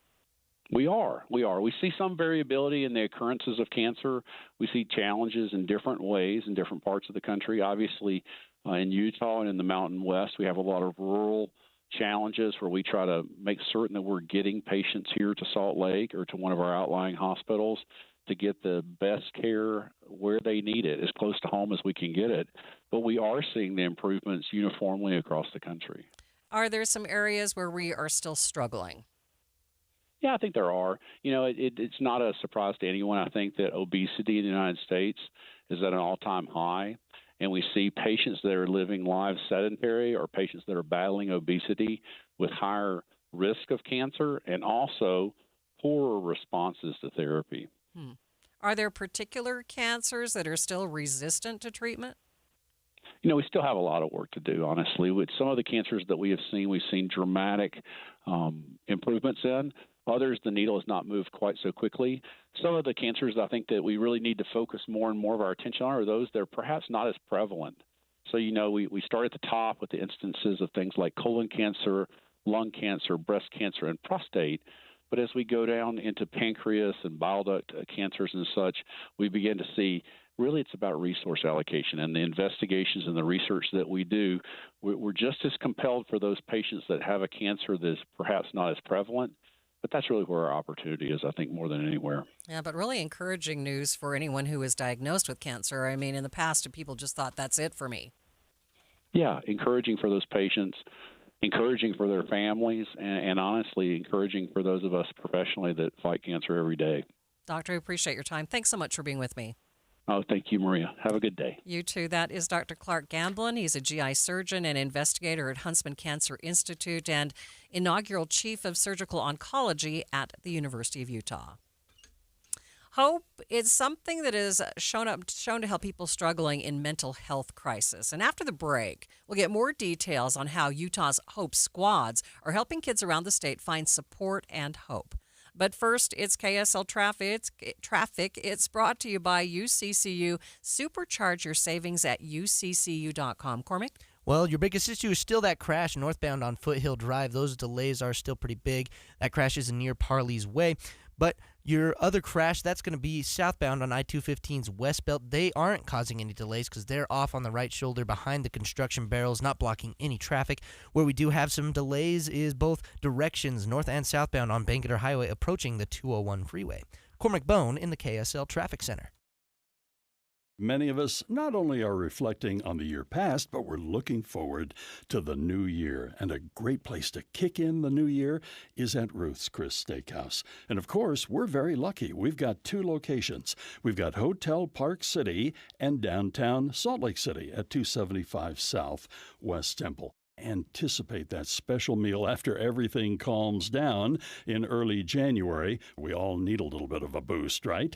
It's Ruth's Chris Steakhouse. Think of those delicious steaks that are served on that sizzling hot plate. And of course, there are other entrees as well, poultry, seafood, cooked to perfection. The side dishes are magnificent. And of course, before you start your New Year's diet, you might want to cash in on one of those wonderful desserts that awaits us at Ruth's Chris Steakhouse. This is the time. Make your reservations now. Kick in the new year with Ruth's Chris Steakhouse. Well, hunting season's over. Not for me. Say, what? I'm on huntexpo.com applying for Utah's top 200 big game tags for just $5 each. Wait, Utah's top 200 tags, $5? Come again? Yep, it's all part of the Western Hunting and Conservation Expo in Salt Lake City, February 12th through the 15th. Wow, look at this. Nearly 600 guides, outfitters, and exhibitors. So we could book a hunt while we're there. Exactly. Plus big auctions, big banquets. There's live entertainment, even free seminars from top hunting pros. Oh, I see. And we can get discount admission at the Sportsman's Warehouse, Les Schwab Tires, Bass Pro Cabela's, and Utah Toyota dealers. Yeah, hunting opportunities are endless at the Hunting Expo. All right, huntexpo.com. I'll get the tickets. Yeah, okay. Apply for the $5 tags and book a hotel room. Oh, yeah, we could sign up for all kinds of seminars. Your hunt starts at the Western Hunting and Conservation Expo and huntexpo.com. Ready to win? Head to KSL.com/win for your chance to score big. This week, you could win tickets to see the legendary Patti LuPone live on January 26th at Abravanel Hall. Don't miss your opportunity to experience one of Broadway's most iconic voices in an unforgettable live performance. New contests are added all the time, so there's always another chance to win big. Don't miss out. Visit KSL.com/win today and enter to win. That's KSL.com/win. Join KSL News Radio's Amanda Dixon this Friday from 3 to 5 at the Salt Lake NPS store at 1600 Empire Road, npsstore.com. Xfinity is the network you can rely on. Like a close friend who will give it to you straight. The friend who will tell you that new haircut, it's not great. Friends make sure friends get good haircuts. And Xfinity makes sure you get a good deal on Wi-Fi. Xfinity gives you reliable fiber-powered Wi-Fi at our best price. Now through February 1st, get gig speed Wi-Fi for just $50 a month for 5 whole years. No strings, no commitments. Just super fast, reliable gig speed Wi-Fi with our best equipment and unlimited data included. Save yourself from questionable decisions and save over Verizon and AT&T. Xfinity. Imagine that. Restrictions apply. Requires paperless billing and auto pay with stored bank account. Taxes and fees extra. Xfinity Internet powered by fiber and connected to premises by coaxial cable. Actual speeds vary. My friend Joey loves to use old familiar sayings. You know what they say. The problem is, Don't look at a gift horse, cause you can't make them drink. he gets a lot of them mixed up. People who live in glass houses Here it comes. shouldn't cry over spilt milk. There are also a lot of sayings in the financial world, like, you'll pay lower taxes in retirement. But for many people, it's just not true. You may have done a great job saving in that 401k or IRA, but Uncle Sam is ready to grab a big portion of that money. The team at Galileo Wealth Management can help with strategies that you can start now to lower your tax bill in the future. More for you and less for Uncle Sam. Or as they say, an apple a day is worth two in the bush. Get the facts on your tax bill in retirement.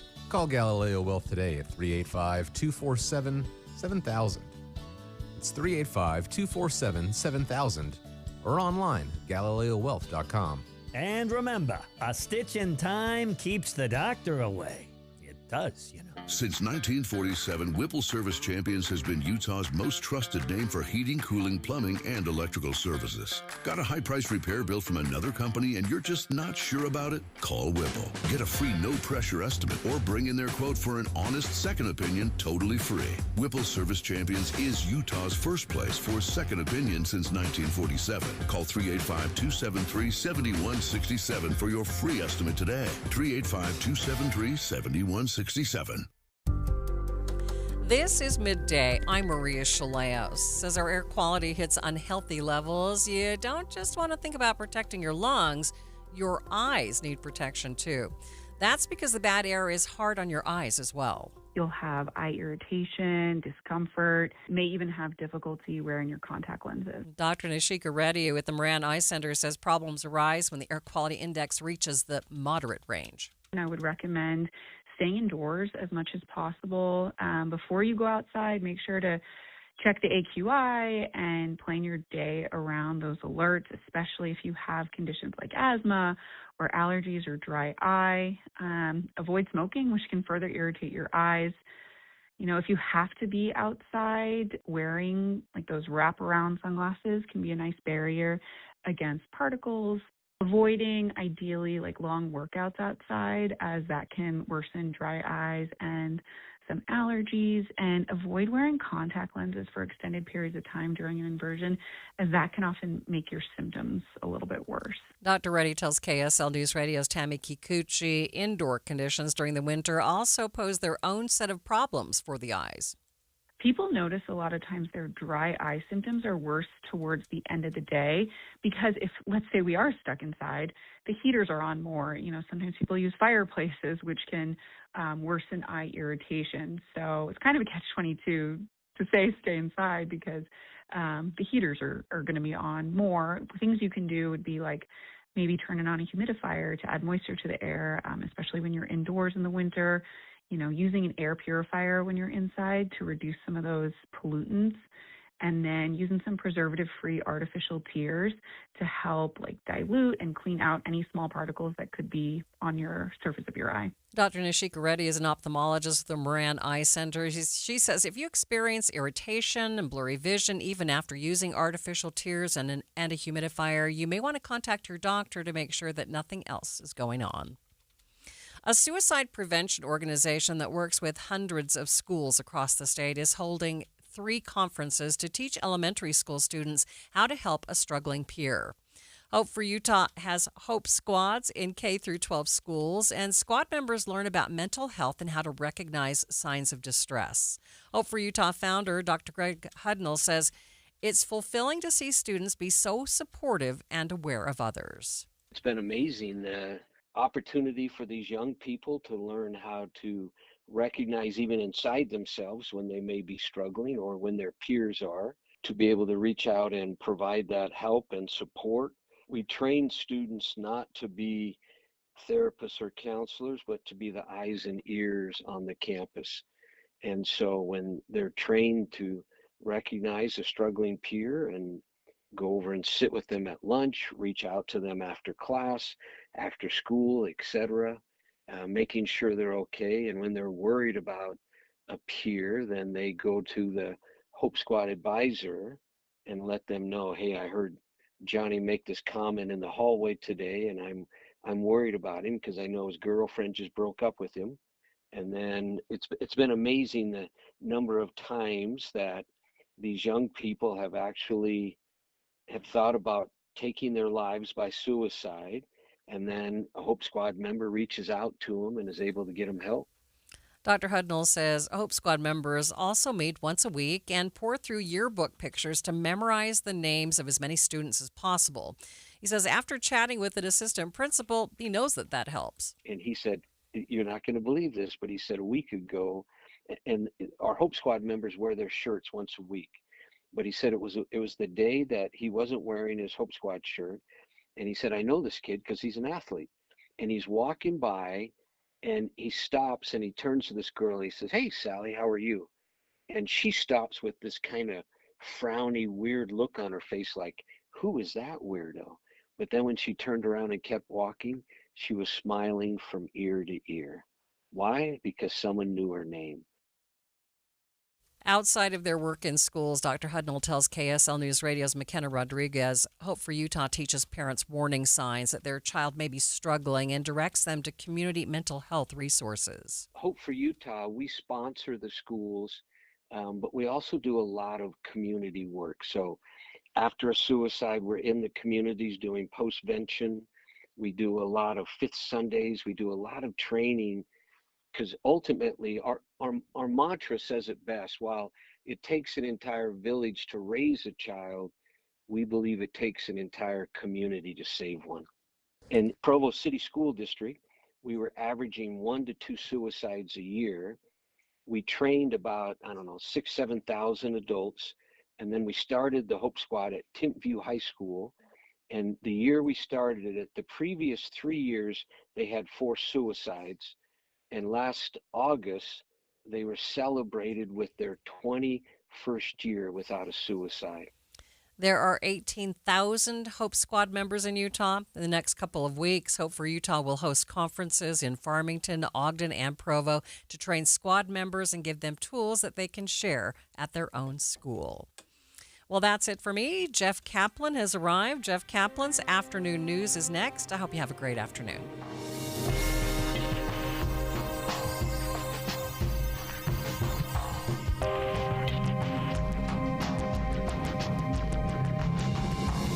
KSL FM Midvale. KSL Salt Lake City.